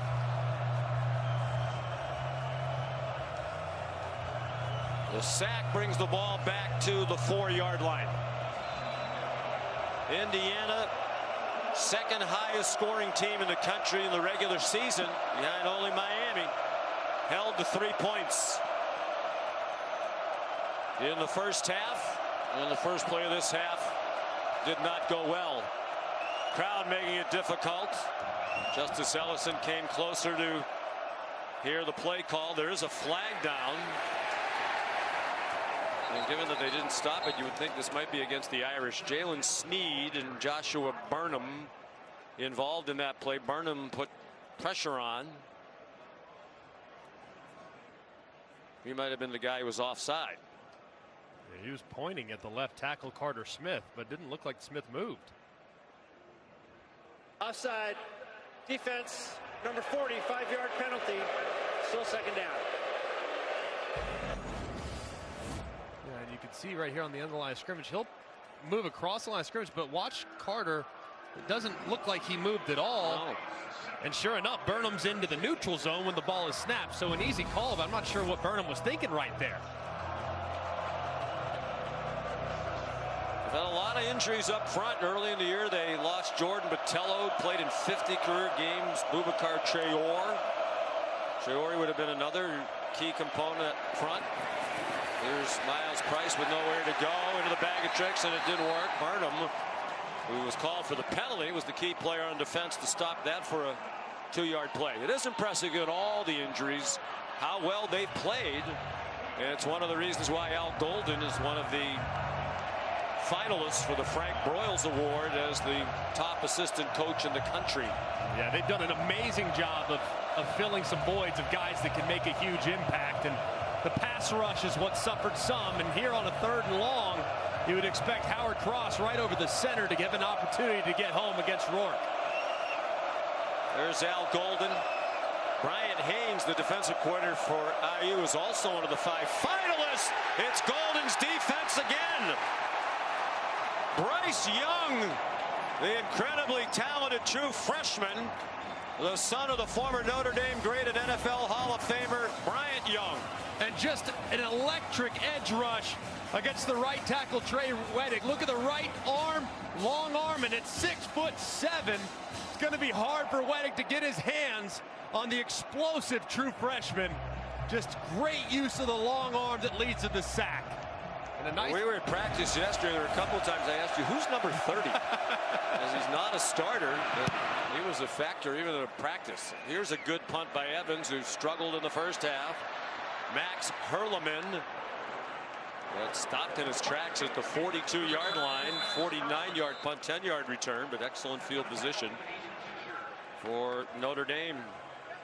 Talked earlier to Molly McGrath and how she emphasized Marcus Freeman's message and that he wants to be aggressive. And so far, defensively, very aggressive start to this second half, and it can be compounded now with an aggressive start on this play. Heavy play action, throw it downfield, and see if he can take a shot with sudden change with great field position. Marcus a little hot on that sideline. Engaged with the officials. Jarian Price, the running back. He gets the call on first down. Marcus Freeman's just 38 years old. This is his 3rd season. And as he said, he agreed to a contract extension, still working the officials. They reportedly added 4 years to his deal, which had 2 years remaining. So he's under contract through 2030. And he's impressive. Yes. You talk to his coordinators who've been around a long time, and Al Gold and Mike Denbrock, and they talk about how he has just total command of this program and impressive in every aspect of leading it. Nice hands catch. Jordan face on. And it looks like he has a first down. Sean, you're 100% right with Marcus Freeman, though. I mean, he has a great ability to relate to the players, to get the players to buy in.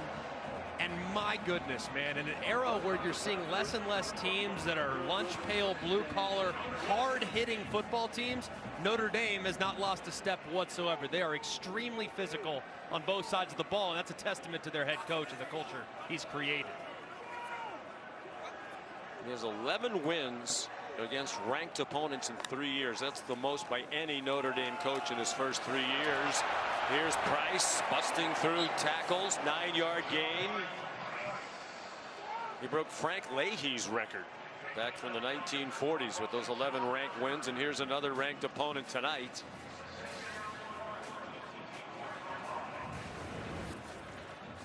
Frank Leahy, 10 wins against ranked opponents back in the early 40s. One of the all-time great coaches at Notre Dame or anywhere.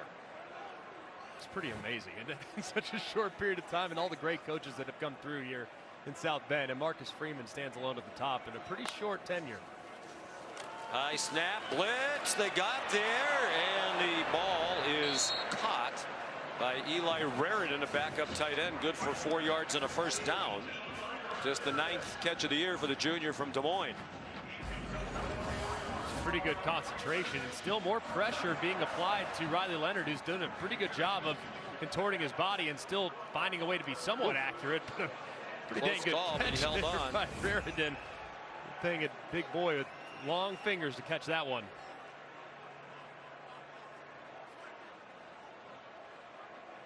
Jadarian Price, the running back.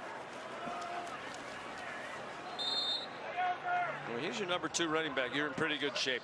When Love had to go out of the game at USC to finish the regular season 3 weeks ago, Price took over. He wound up with 111 yards and just 12 carries.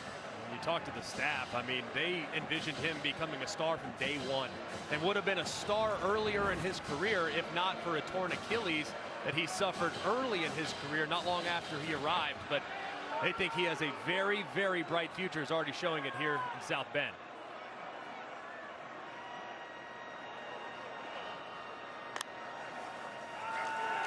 Blitz off the corner, didn't get anywhere near Riley Leonard, but James Carpenter did for the first sack of the night for Indiana. Back to the 24-yard line, a 5-yard loss for Notre Dame.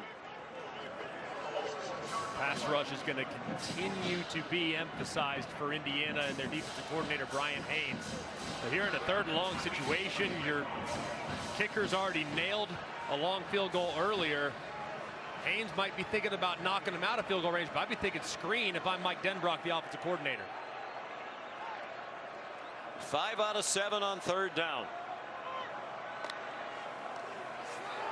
Pressure immediately from Mikhail Kamara. Leonard ran away from that and then got hit out of bounds. They had him stopped at the line of scrimmage, and it would have been 4th down. And there's a late hit on the Notre Dame sideline. James Carpenter with a terrible mistake for Indiana. That's going to give Notre Dame a first down.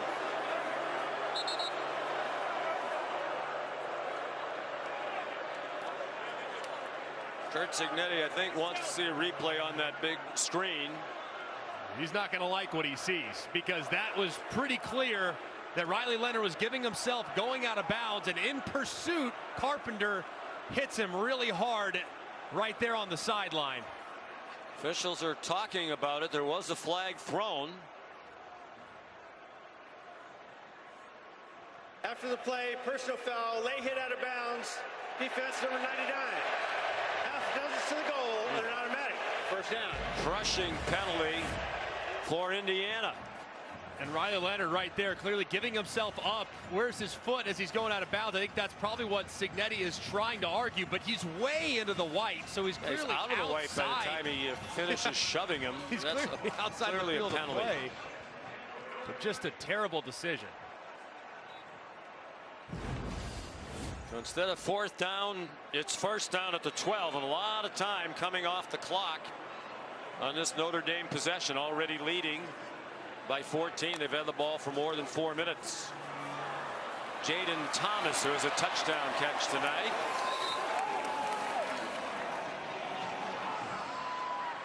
They are just running the ball in so many different directions. That time it's a little jet sweep, hitting to the right, to the left, and now inside the 5. Now it's Riley Leonard time. This is the part of the field where he starts to get those touches, and he can maybe add to those 14 rushing touchdowns he's already had this year. Riley Leonard said playing for Notre Dame was always his dream. Well, he thought he'd be a college basketball player. Many more D1 scholarship offers for basketball before he got his first in football. Price cannot break tackles. Nicely played by Rolijah Hardy, a freshman from Lakeland, Florida.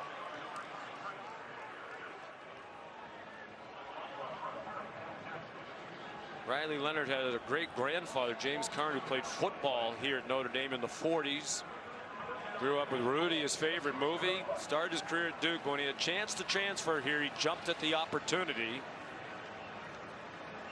It was a rough start when they lost to NIU. Sam Hartman, who was the quarterback here last year himself, transferred in from Wake Forest. Talked to Riley Leonard, said you need to relax, embrace being the quarterback at Notre Dame and the good things that come with it, of which there are many. 3rd down and goal from the 4. Aeneas Williams, they get a 1st down at the 2. He keeps battling. They're going to roll him down. Back just outside the 10. They're actually going to put it right on the 10. Boy, does he fight. Man, just refusing to go down. He looked like he was going to be stopped multiple times, but there's the left knee and the right knee and the left elbow down in 3 different places. So clear, but great effort and good attempt.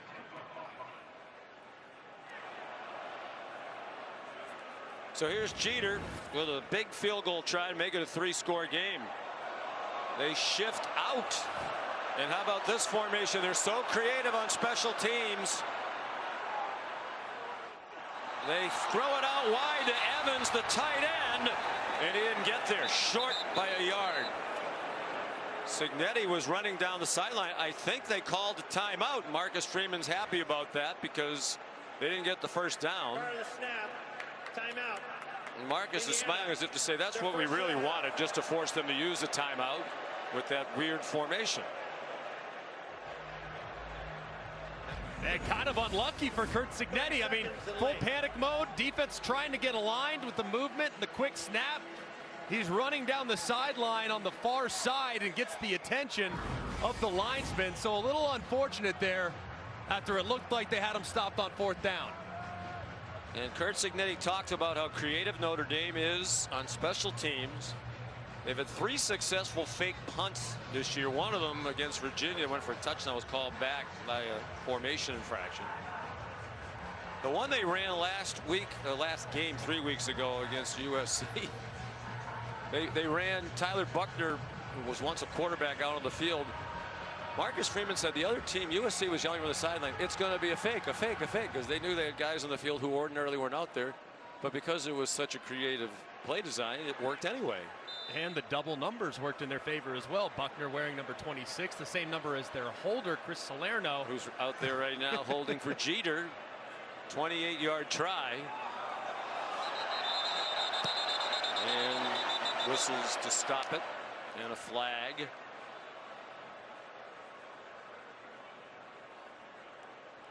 Yeah, they have their names on their backs tonight, so you know it's Salerno. False start.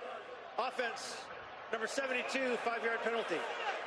Still 4th down. Sam Pendleton, who's been playing right guard here in the 2nd half, as they've apparently lost Rocco Spindler, their starting right guard, due to injury.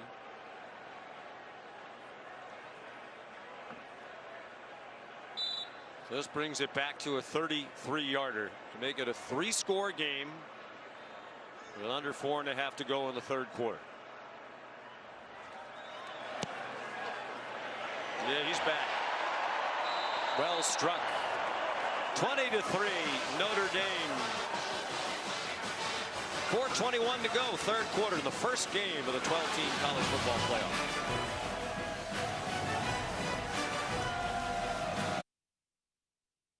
Get smarter decisions, brought to you by NerdWallet. Well, it'd be smart to start to find some answers for this pass rush.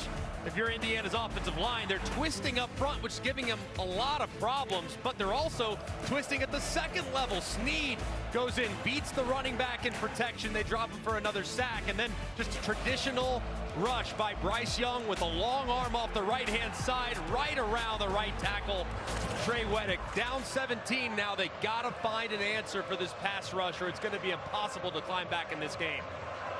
Will they take a chance and try to return one of these short kickoffs? Nope. Fair catch signaled by Solomon Van Horst on the kick by Eddie Goins. Here's Molly. Sean, Notre Dame defensive tackle Riley Mills came out of the injury tent walking gingerly, favoring his right leg.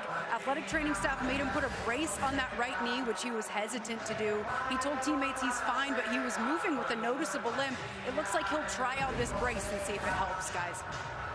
Well, with a 17-point lead right now, he's just on the sideline.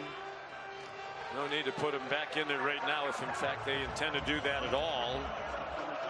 Had a terrific year, more sacks this year than he had in the previous 4 years combined, including his sack tonight, in which he was injured. And high-flying Indiana finds some offense. Not on that play. Jordan Clark chopped down Tyson Lawton for a loss of 1. Just cannot emphasize enough how good Notre Dame's been right now in tackling in the open field, where Curt Cignetti's defense has really struggled. Notre Dame's not allowing any space for these backs to work, and as a result, they're 40 points below their season average in scoring.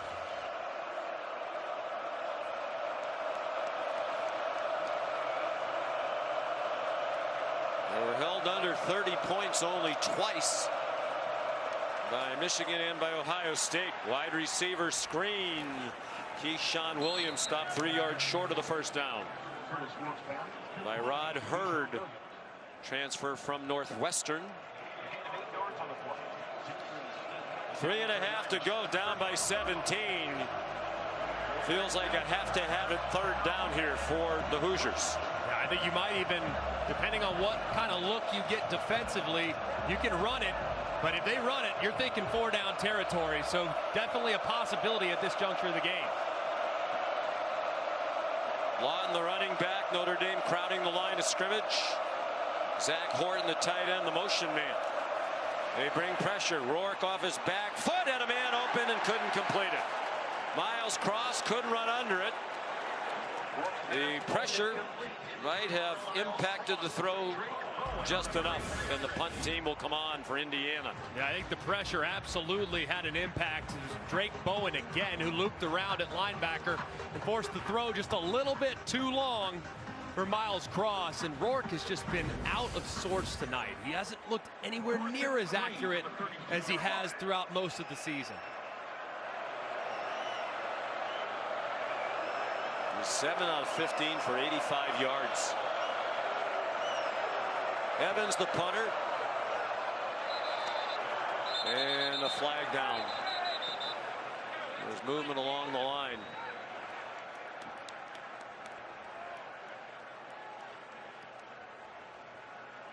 Ball start. Offense. Number 1. 5-yard penalty. Still 4th down.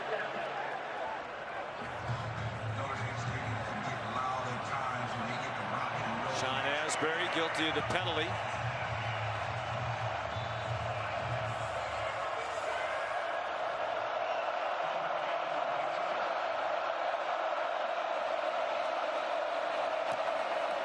Another good kick after 3 poor ones to start 2 in a row that he hit very well on a fair catch made by Hurleman at the 31-yard line. 42-yard punt. It took more than 6 minutes off the clock the last time they had the ball. They're up 17, 2:48 to go, third quarter.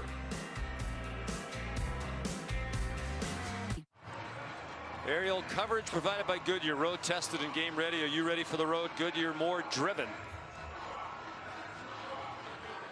Capital One Bowl Mania continues Monday on ESPN at 11 a.m. Coastal Carolina against UTSA in the Myrtle Beach Bowl. Be a short commute for Coastal Carolina. And at 2:30, Northern Illinois against Fresno State. The famous Idaho Potato Bowl can also be seen on the ESPN app. Since that stunning loss to Northern Illinois in week 2, Notre Dame's won 10 straight and seemingly on its way to an 11th unless this changes dramatically, leading by 17.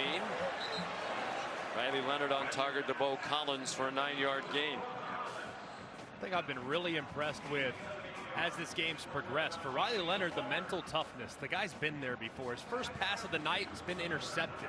But really since that point, accuracy-wise, he's been really, really solid. Made smart decisions. And his coordinator, Mike Denbrock's done a good job of taking some shots downfield.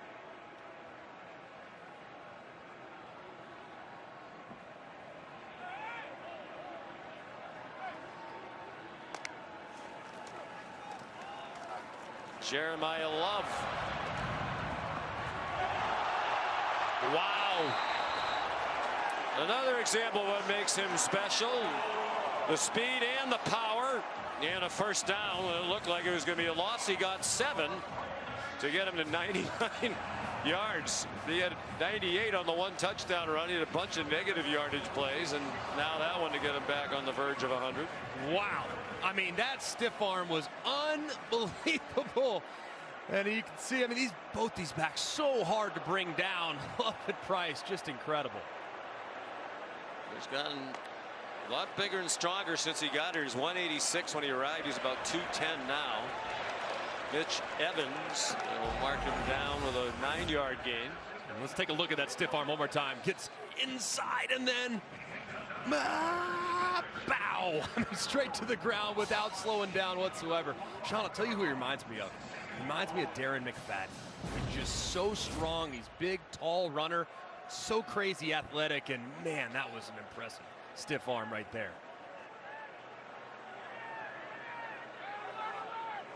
Last 2 Notre Dame scoring drives that resulted in a touchdown and a field goal took more than 15 minutes off the clock.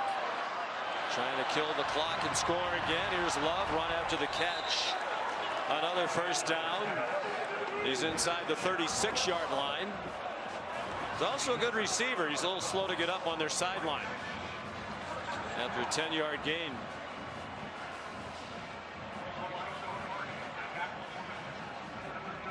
And we're down to a half minute to go in the 3rd quarter.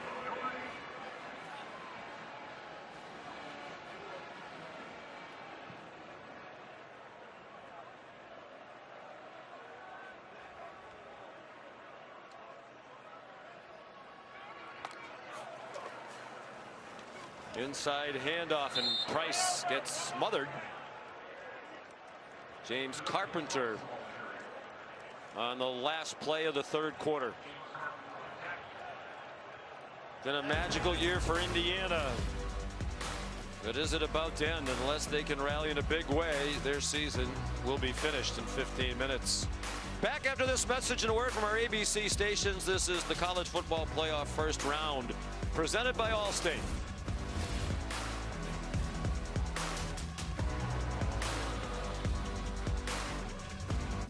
You told your team to be aggressive. How do you want them to finish out this drive? Well, yeah, we want to finish with points on the board like we do every drive, but it's about continuous execution. We got to stay out of the negative yardage plays and continue to move the ball forward. And so we just got to be clean. Let's be clean this 4th quarter. Play physical, play aggressive, and let's finish this thing off the right way. All right, thank you, Coach. All right, thank you.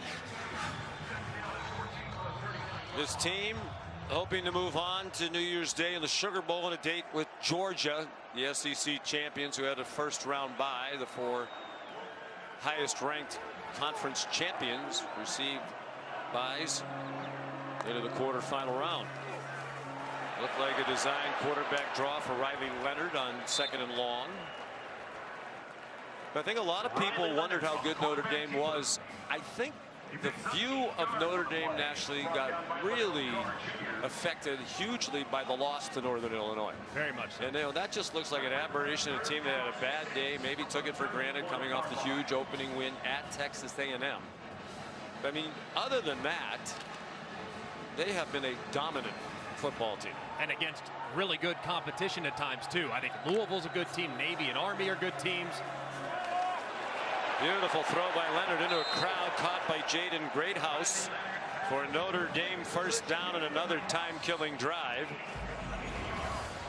And I think the thing about this, too, this is the part of Notre Dame's team that was very much a work in progress when they were playing against NIU and Texas A&M early in the game.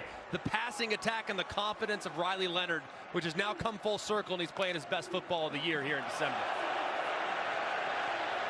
There's a flag down. He runs away from Kamara, finds an open receiver. Don't think Chris Mitchell realized how much room he had around him. He just kind of circled and went out of bounds.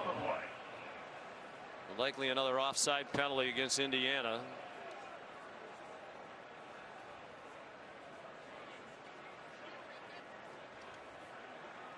I'm going to ask Marcus Freeman, does he want the play or the penalty? Offside. Defense, number 99. 5-yard penalty. Still first down. Yeah, they'll take that instead of a 6-yard gain and lose the down. I think the other big picture aspect of this is people are going to wonder about Indiana. Yeah. And how good they really were. Were they a product of a very weak schedule? You can only play who you played, and they did hammer most of the teams that they played. Like, that's the saving grace for Curt Cignetti. It wasn't so much about who they played, but how they looked when they played those teams. And I think it's going to be going forward. Strength of schedule, depending on how the results happen this weekend, is going to be a heavier weighted factor in the years to come. Very little pressure on Riley Leonard. Now they chase him to the sideline. Did he get rid of it just before he went out of bounds? He did. They ruled it an incomplete pass. But as he said, even Coach Cignetti, when he looked at the schedule that he had ahead of him, inheriting a team that won 3 games, he thought there were 10 wins there. And it's not a murderer's row. And I think the larger picture is about the strength of the Big Ten. And we're going to find out as we go. You know, there was this perception that the Big Ten, the SEC, were much better than the other conferences. And of course they should get all these teams in. It was almost like, you know, SMU had to beg to be the only at-large team that wasn't in the Big Ten or the SEC.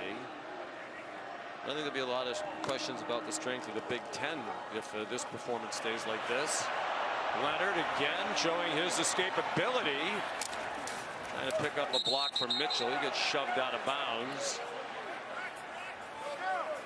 The last thing he wants to do is get hurt now with a likely date with Georgia upcoming. We asked him about that. You run so much, you know, the risk of injury. Last year he had season-ending injuries at Duke, had surgery on his ankle and his toe. He said, no, the only thing I really think about is winning. And when you watch him play, that's true. He is a fierce competitor. And he is a guy that will do whatever it takes, regardless of how his body might feel tomorrow, whatever it takes to get to the finish line victorious. And he's shown that really all throughout the season. Clearly a little winded after running around these last couple of plays, and chased again and throws incomplete right to the first down marker. Mitchell Evans couldn't hang on with Sean Asbury there, and Mitch Jeter will come on again.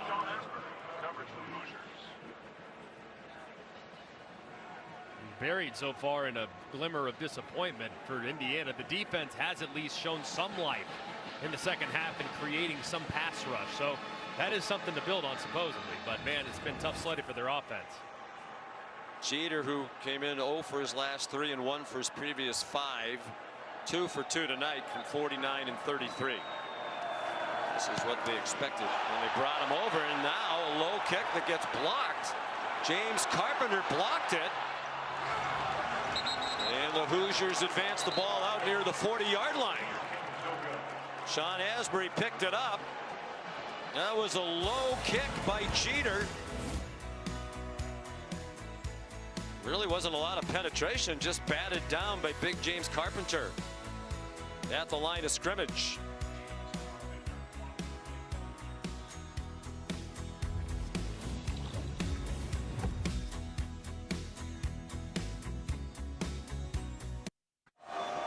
This is the CFP first round presented by Allstate from Notre Dame Stadium, South Bend, Indiana. Temperature in the mid-20s. It's been all Irish throughout. Jumped out to a 7-0 lead in the first quarter. 98-yard touchdown run by Jeremiah Love, longest in the history of the college football playoff. Matching the longest in Notre Dame history, the longest run in FBS football this year. In Indiana, a team that averages 43 points per game has 3.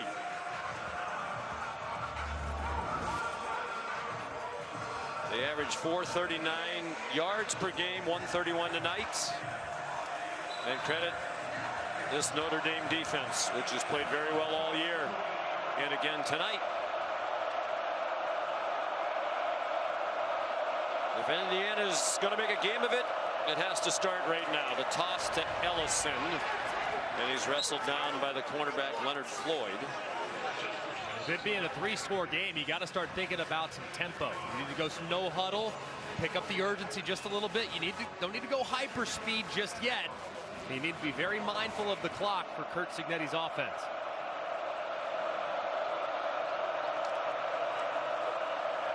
Curtis Rourke on target. Miles Price across midfield. Refusing to go down. They finally blow it down for forward progress being stopped. A 10-yard pickup.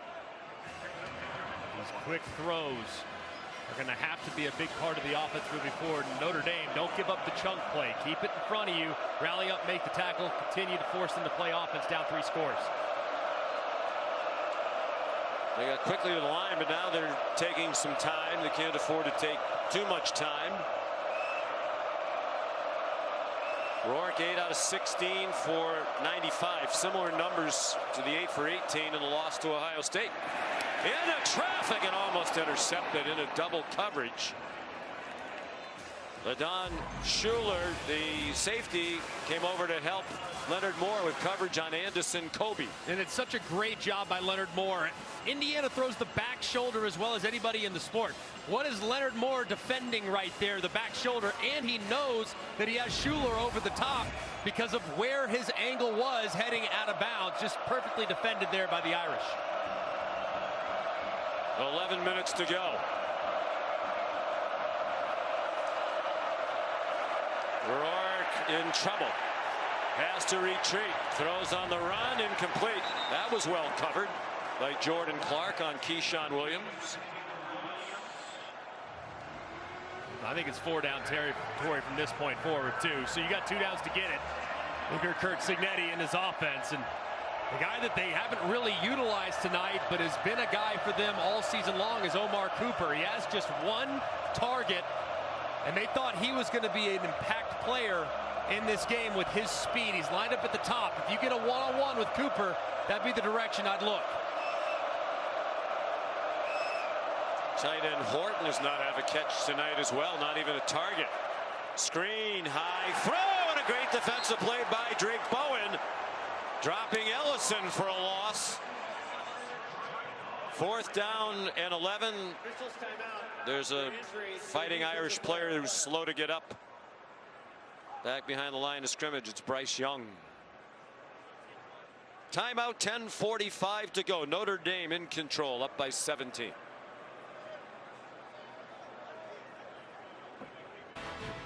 Aerial coverage provided by Goodyear Wings. Easier when you're road game ready. Are you ready for the road? Goodyear, more driven. Indiana on the road tonight. Not a long trip, about 200 miles up from Bloomington. That hasn't gone well. Notre Dame leading 20-3. And Indiana's going to punt on this 4th and 11, down by 3 scores. I'm very surprised. I don't understand, especially with how Notre Dame's been able to move the ball offensively. They're down 30-20 in time of possession. I don't get this at all. It makes no sense.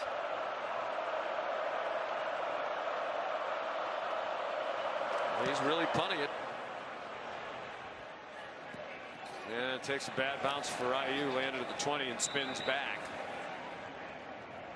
Yeah, that's a head scratcher to me. Hard to question Curt Cignetti, the national coach here, just about unanimous. Any organization that gives it out, he's won it.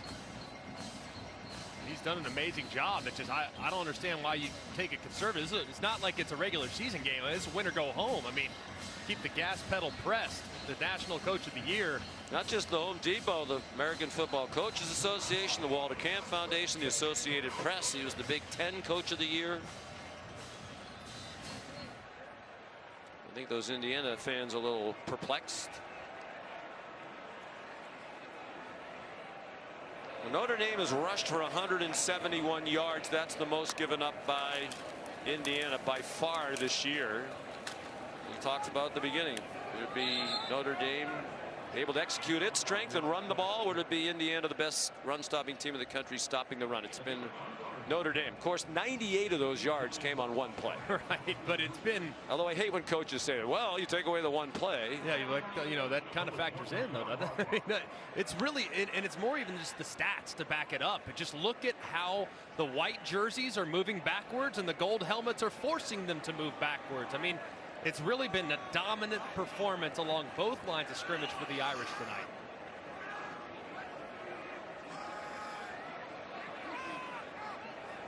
And again, with a veteran quarterback, Leonard takes the play clock all the way down to 1. They're so well coached.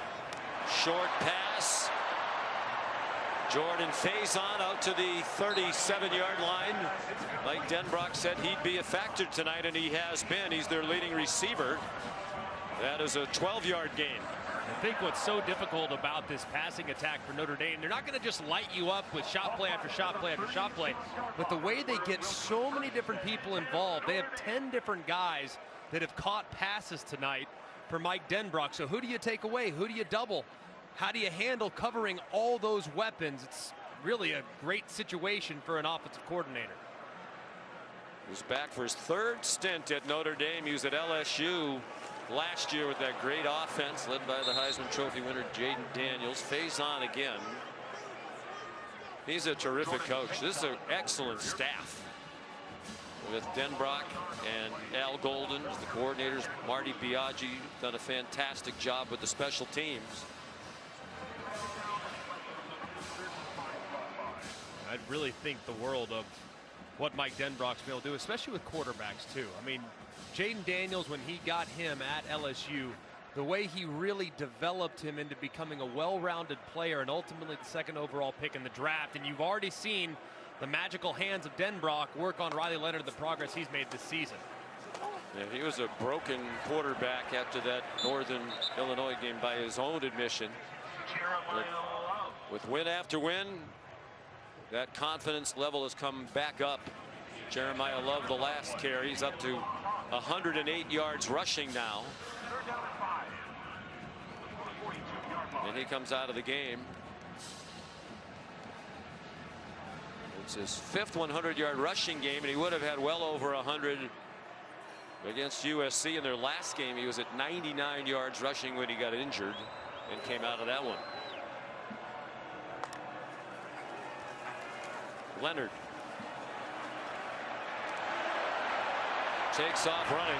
Such a good athlete. You mentioned he was a very good basketball player. His dad was a basketball player, Chad, at the Citadel.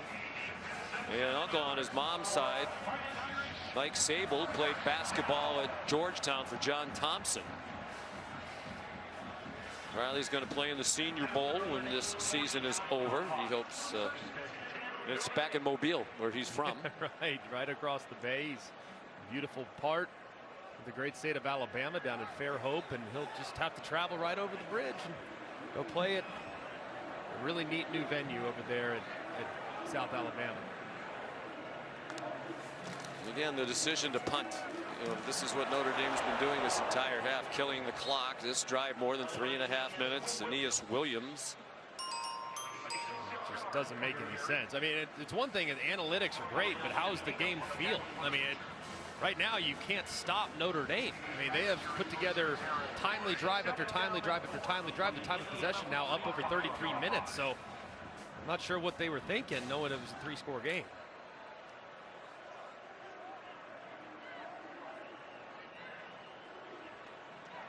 First meeting between these two teams since 1991.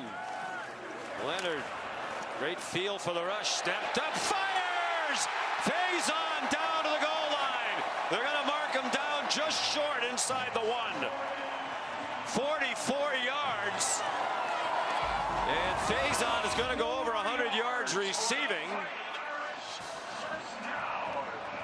What a throw by Riley Leonard. And Faison, the concentration, decent coverage, but man, Riley Leonard, that was a heck of a throw under duress in the backfield. Actually, he's up to 89 yards receiving. He had 16 catches all year. He has 7 tonight. Aeneas Williams stopped short of the goal line. Notre Dame probably doesn't mind. Ideally, they'd score on 3rd down, run some more clock. Mario Landino made the tackle.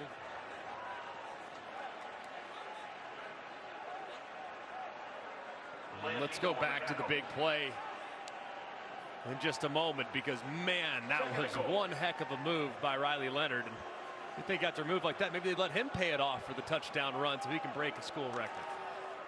Yeah, he has 14 rushing touchdowns, tied with Brandon Wimbush in 2017 for the most of the season by a Notre Dame quarterback. Goes up as if he's going to go under center. Now he wants to use a timeout as the play clock is just about to run out. Flag thrown, though. He might not have gotten it.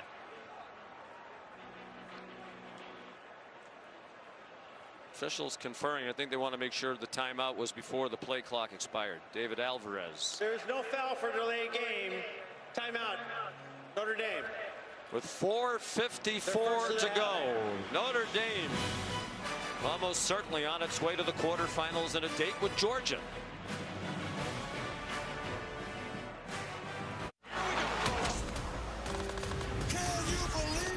That atmosphere is going to be incredible. The college football playoff first round continues tomorrow. And we remind you the 2 day games are on TNT and Max at noon and 4 o'clock. Back on ABC and ESPN tomorrow night for Tennessee at Ohio State. Second and goal. Notre Dame up 20-3 with under 5 minutes to go. Riley Leonard has the record. Great fake and a walk-in touchdown. His 15th rushing touchdown of the season. He has the Notre Dame quarterback record all by himself. About the easiest decision Riley Leonard's made all game long. Watch all these defenders for Indiana just collapse to the inside. He sees it the whole way, and he walks into the end zone for his 15th touchdown, and they'll punch their ticket to New Orleans. What a performance from the Irish. He's thrown for 201 and a touchdown, and he's now rushed for a touchdown. Mitch Jr. adds the extra point. Well, Kurt Cignetti decided to punt down by 17, and Notre Dame had another clock-eating drive. 5 minutes 44 seconds to go 9 plays. And how about the big play that set it all up? I want you to watch the move in the pocket by Riley Leonard. This is just a thing of beauty. It looks like he's dead to rights. Mikal Kamara's got him. Nope, no you don't. Want to know why? Because Riley Leonard scoots up and throws a dart. He still gets hit, and it doesn't impact the accuracy whatsoever. A thing of beauty, and he deserves it. He made a heck of a play. He should be able to finish in the end zone alongside his teammates.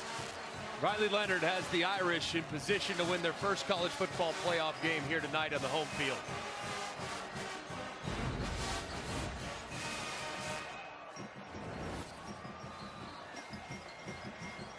And with that touchdown, he and Jeremiah Love are the first duo to have 15 or more rushing touchdowns in the same season in Notre Dame history.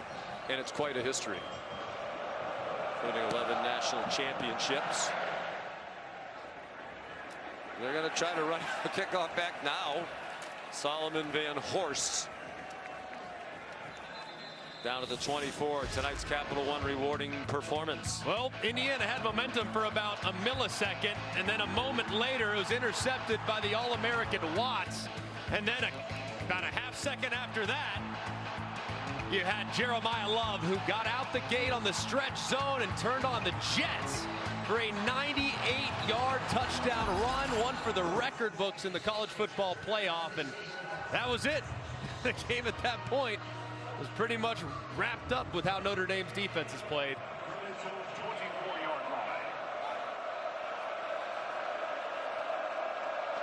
So now Curtis Rourke just trying to find something positive on which to end their season. He finds Tyson Lott taken out of bounds. And now a flag for the extracurriculars after the play was over. Lawton will be playing his last college football game here tonight. 7 years, 5 seasons at Stony Brook, 1 at James Madison, and now this year at Indiana. And ouch. Left leg and ankle twisted awkwardly underneath him.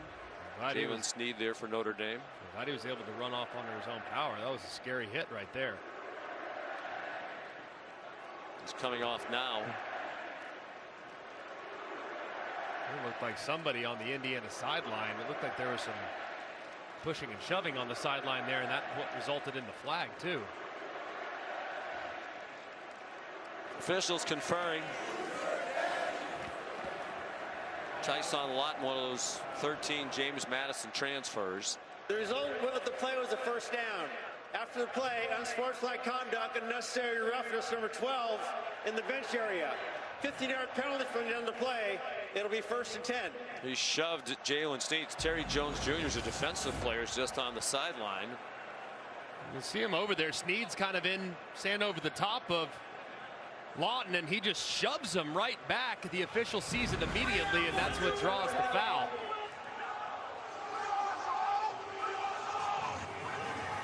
Now, not to defend what Jones did, but I think he thought that Sneed was sort of standing over Lawton and taunting him at the end of the play. That would be my guess. 4.5 to go. Disappointing end to a great year for Curtis Rourke. He hopes to play professional football. He dumps it off to Justice Ellison. His brother Nathan was his predecessor at Ohio. They overlapped there. Nathan Rourke's gone on to the CFL. He's with the BC Lions. And they are very close. Nathan Rourke, according to Curtis, is Curtis's hero, great role model. There's Curtis Rourke's wife, Caroline.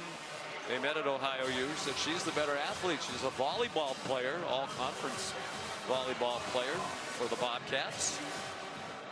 He's an impressive young man. He sure was. It's been an awful night for all of the Hoosiers, but he's certainly better than he looked tonight.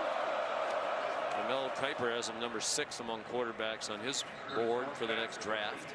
I think when people dive into the tape too and they sit down and visit with him, he's going to go up.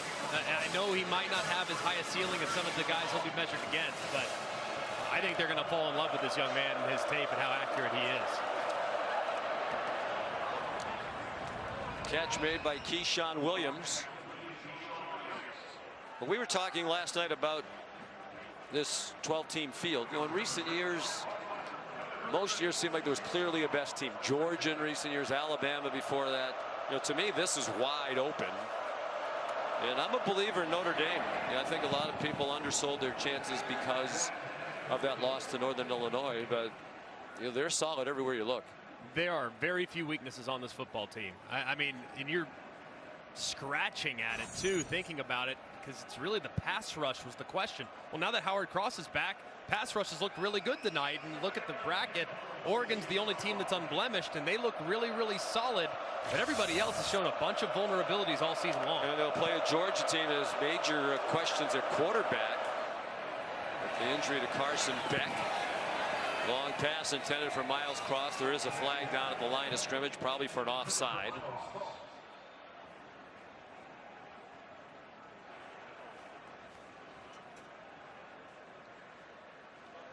Offside. Defense, number 44, 5-yard penalty. Still second down. And to be honest, this game has been a little bit of a dud. I don't think anybody would deny that. Disappointing. I think most of us thought it would be a more competitive game, and there will be a lot of analysis going forward about whether Indiana was worthy of this. But still really cool for our crew to be here. You know, the first non-NBC home game at Notre Dame Stadium for the Irish since 1990. And it truly is one of the really special athletic venues in our country. Miles Price, the catch and run. You know, was one of the stars in the last ESPN telecast here in the shadow of Touchdown Jesus. I have a little bit of it. You know, Penn State played here in November of 1990 against #1 Notre Dame. And the Nittany Lions rallied from 14 down to win it. They tied it midway through the 4th quarter on a touchdown catch by that man, Al Golden. Then the tight end for Penn State. They won it on a last-second field goal by Craig Fayak. We asked Al about that yesterday. He said, yeah, big moment. There was a memorable picture taken of him in the end zone with his arms raised in the air. And his wife, Kelly, had it made into a painting. And that painting hangs in their beach house in New Jersey. Going to be another great night for Coach Golden on this field in a big game. 2-minute timeout.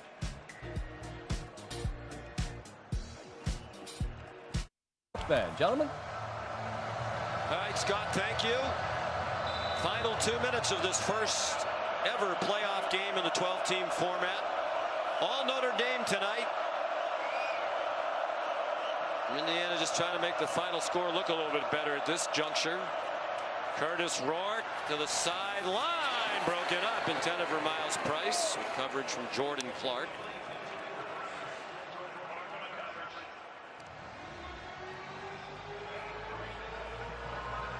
Third down and 9.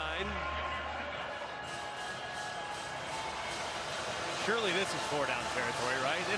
You would think. They're not kicking a field goal here, right? Like, let's go for something here if you're Curt Cignetti.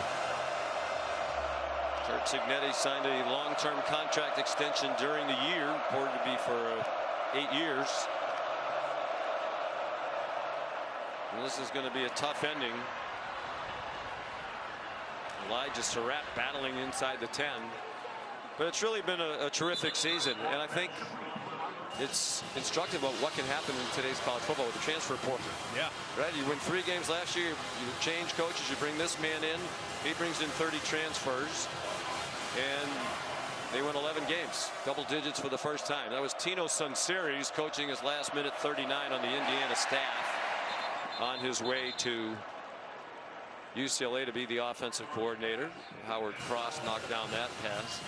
Pete Thamel reporting today. Chandler Whitmer from the Atlanta Falcons staff is going to come over to be the quarterback coach. I think another thing too about the way that Tino Sunseri and Curt Cignetti have approached this rebuild, if you will, is they took guys that have played football at this level before. They might not all look like 6'5", 250 and can run.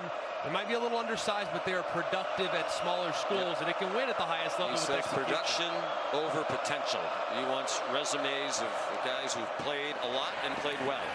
Swing pass, Price, bang down at the goal line, touchdown Indiana. That was close as to whether he broke the plane, but at least for the moment called a touchdown, and he did get over the line before the ball, we think, from the big mobile collision. Progressive pylon camera. That's a touchdown. It was a great effort with understanding where he's at. Huge collision. I got a little nauseous there with the view from the pylon cam. Just had a quiet night tonight. It has. Great stretch though, and you know, and our poor camera guy is not very tall in there. He went for a ride too. He's well protected though. Those pylons are soft around him. That's encouraging. And Indiana's going to go for 2. And Miles Price, the touchdown, is 3rd of the year. He came over from Texas Tech.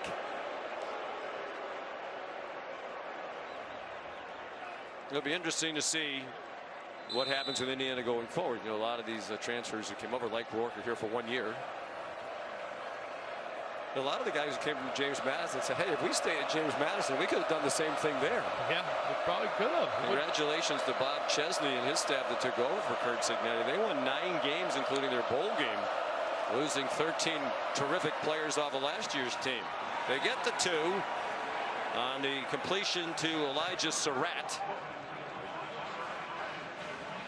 And a 76-yard, 12-play drive results in the first touchdown of the night for Indiana, but they're still looking at a season low 11 points here tonight. So here's the bracket.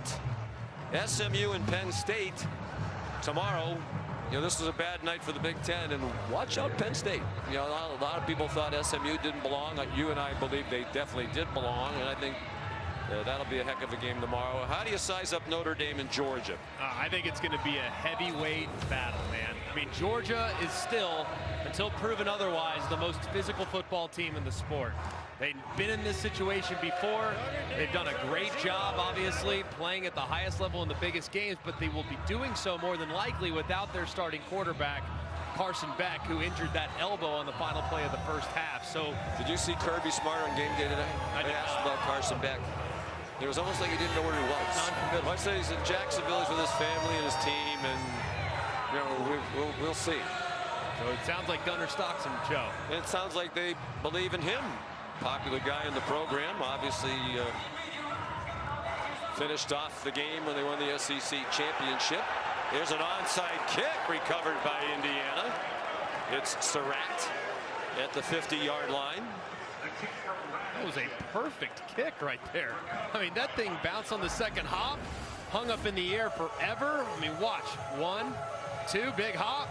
Allow Surratt to go in and snag the ball. That could not have been executed any better by Indiana's hands team. Nicholas Radicic, the kicker. Elijah Surratt, their best receiver, got up there. So well executed.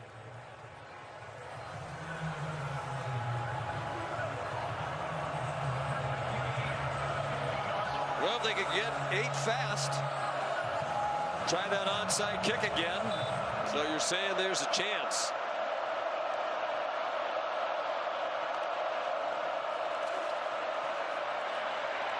Rourke running for his life. Rourke tripped up from behind by Logan Thomas, a freshman who had just 4 tackles all year, but Al Golden and Marcus Freeman getting some of the deep reserves into the game here at the end. Timeout, Indiana. Don't forget to tune into the Nissan postgame directly following the game. And we thank Nissan for its continuing outstanding support of college football. By the way, you saw the note. I'm going to give you a little bonus trivia question here. Georgia 3-0 all time against Notre Dame. The only team with more wins against Notre Dame without a loss all time is. Oh. It's not Chicago Med School. Yeah, well, it's not. You're close. It's not Chicago Surgeons and Physicians. Okay. It's the University of Chicago. Oh, okay. They went 4-0 against Notre Dame. The last time they played was in 1899. Yeah, 1 year after the first meeting between Indiana and Notre Dame. So it was even 35 years before Jay Barrowanger won the first Heisman Trophy. Look at you. And that's with Just no notes in front of you at just all. Flexing right there.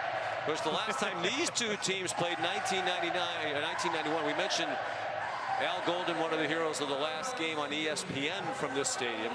1991, September, the meeting between Notre Dame and Indiana last time they played was the first NBC home game of their contract. And a great game, shootout. Here's Rourke on 2nd and 12. Notre Dame won that game. And Jerome Bettis, 100 yards plus. He's here tonight with a lot of greats from the past for the Irish, who are really enjoying this Notre Dame season. Surratt, a 7-yard gain. They're at the 45-yard line, but running out of time. The defensive player's helmet was off.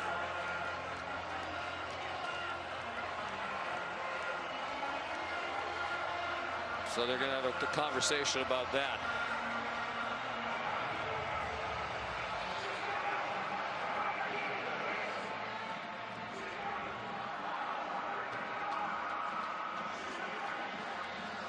This is another thing in college football these days. The huddles? The games that never end. You know, a lot of them seem to bog down at the very end. Please set the game clock to 1 minute and 3 seconds. The defensive player's helmet came off. Indiana will decline the 10-second runoff, and the clock will start on the snap. All right. This might be one for Matt Austin. I haven't heard many times the fans boo the officials up 2 scores with a minute left for adding time back. I don't understand what happens. Is it a do-over when the helmet? We're going to have to get Matt in here. We're going to learn something with 1:03 to go. The catch made by Keyshawn Williams. Matt, help us there. Was his helmet Sean, not on during the play? I don't know what happened. Do you know what happened? Yeah, the helmet came off at the end of the play, so the clock stops for that. That is subject to a 10-second subtraction, which Indiana is going to decline, which means the clock is going to start on the snap. So they got it exactly right. All right, Matt. Notre Dame. Good job, Matt. Yeah, Matt. That was way too confusing for us. I just wanted to make sure he was still watching from his palatial home in Kentucky. I think if you're an Indiana fan, it's a disappointment. I think if you're a Notre Dame fan, though, you have to be greatly encouraged. Yeah. You know, this is a wide open playoff, and they have a really good team. I think it's easy to for people to make their narrative known, and Indiana shouldn't have done this, they shouldn't have done that. This was a dominant performance against a team that had been dominant. And I think that's something that we need to acknowledge here. And Indiana's strength was completely neutralized tonight. Their quarterback offensively is their strength. He didn't play well at all as a result of the pressure that Notre Dame consistently applied. And then their run game defense, #1 in the country coming into the night, and they couldn't stop the run. So when you basically point to that team and say, yeah, what you do well, we're going to beat you at what you do well, that's dominant and very, very impressive. They are reviewing this to see if it was a first down.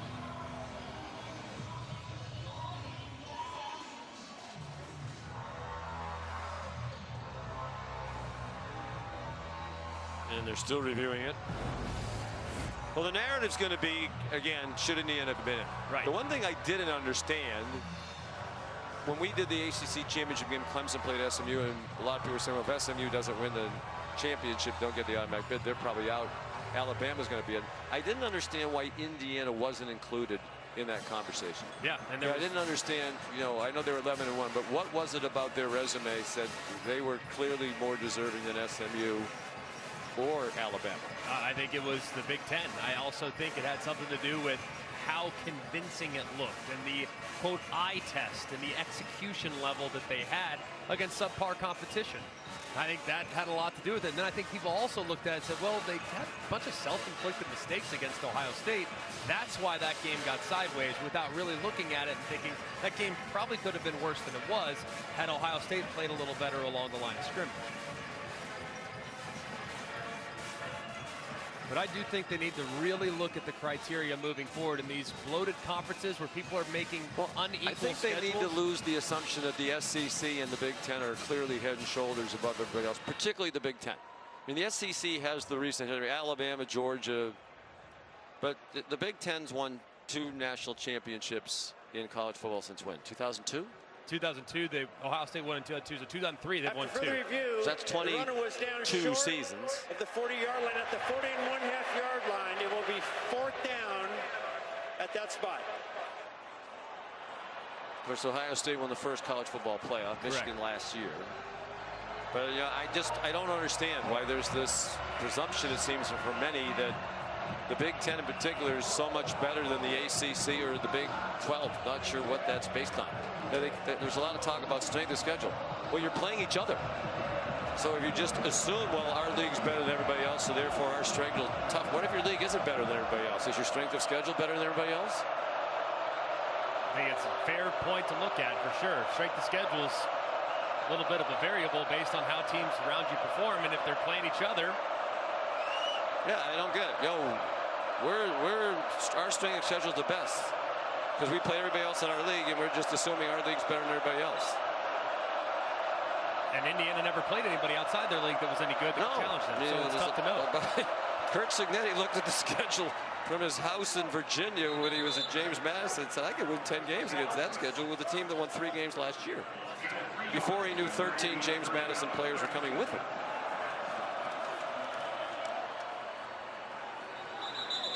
Zach Horton runs out of bounds. First target for him tonight, a tight end who's had 20 catches during the year. Another one of those James Madison transfers. He goes out with his right arm dangling.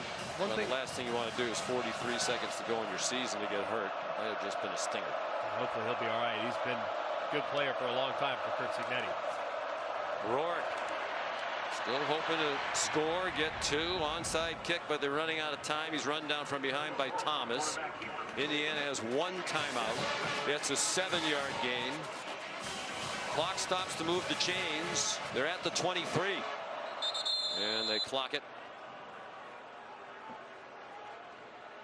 You know, we talked to Curtis Work about why Indiana. He said, you know, I was intrigued by playing the Big Ten.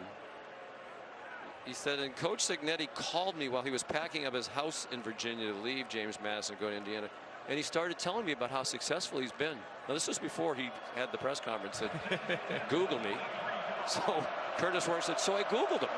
And everything he said was true. So Curtis was really the original guy who Googled Curt Cignetti. Back shoulder to throw. That finally works, and it's a touchdown. Perhaps we're burying the Hoosiers a bit prematurely. Now a chance for a 2-point play to make it a 1-score game with 25 seconds to go. Omar Cooper beat Christian Gray. And that's about the first back shoulder throw that they've executed all game long. It took 59 minutes and 35 seconds, but that was a thing of beauty. If we could have gotten that in the first 3 quarters, this game would look very different here at the end. Have to have the 2. They got one a moment ago. 23 yards on the touchdown. 7th of the year for Cooper on his first catch of the night. Homegrown product from Indianapolis, Lawrence North High School. Justice Ellison, the running back. Rourke to the end zone, broken up. Incomplete, intended for Elijah Surratt. What a great play by Jordan Clark, too. I mean, it's a well-thrown ball. It looked like it was going to be complete. And Jordan Clark, at the very last second, puts his right hand in to tip it and deflect it over the head of the intended target, Surratt. Just a terrific defensive play by Clark. Notre Dame 0 is now wearing number 46. So that should cement it. Still down by 2 scores with 25 seconds to go if it wasn't already cemented. You have to admire the fight, though, from Indiana there after they probably shouldn't have punted it away. That ultimately led to it becoming a 24-point game. They shouldn't have punted it. But once they did get control again, they've kept their foot on the pedal and at least made it respectable down the stretch. You got to admire that aspect of it. And they're better than they look tonight. Such a great story all year long. A very likable program led by Coach Cignetti, who's obviously a real character. They recover this onside kick. Bo Collins out there, their leading receiver. But it'll be interesting, right? In this transfer portal, out they go, in come other guys. Can they do it again next year? And those people that are wondering, hey, what's the benefit of a first-round bye? I'd rather have the home game. That's one thing Kurt Cignetti said that is a real challenge for these teams that have had to play this week, is they have not had the same type of opportunity to host players that would be considering their school by way of the transfer portal. So maybe that's something worth acknowledging in the future, and the benefit of the bye week. Other coaches have talked about that. Kurt Cignetti said, well, I'd rather be playing and have to deal with retaining staff, retaining your own players, getting players in the portal and doing the high school recruiting. Leonard takes a knee. And Marcus Freeman has his 12th win in 3 years against a ranked opponent. And the Irish are on to the quarterfinals and the Sugar Bowl. And a date with the Georgia Bulldogs on New Year's Day. And 12 wins ties the school record. Then we transition into the Nissan postgame.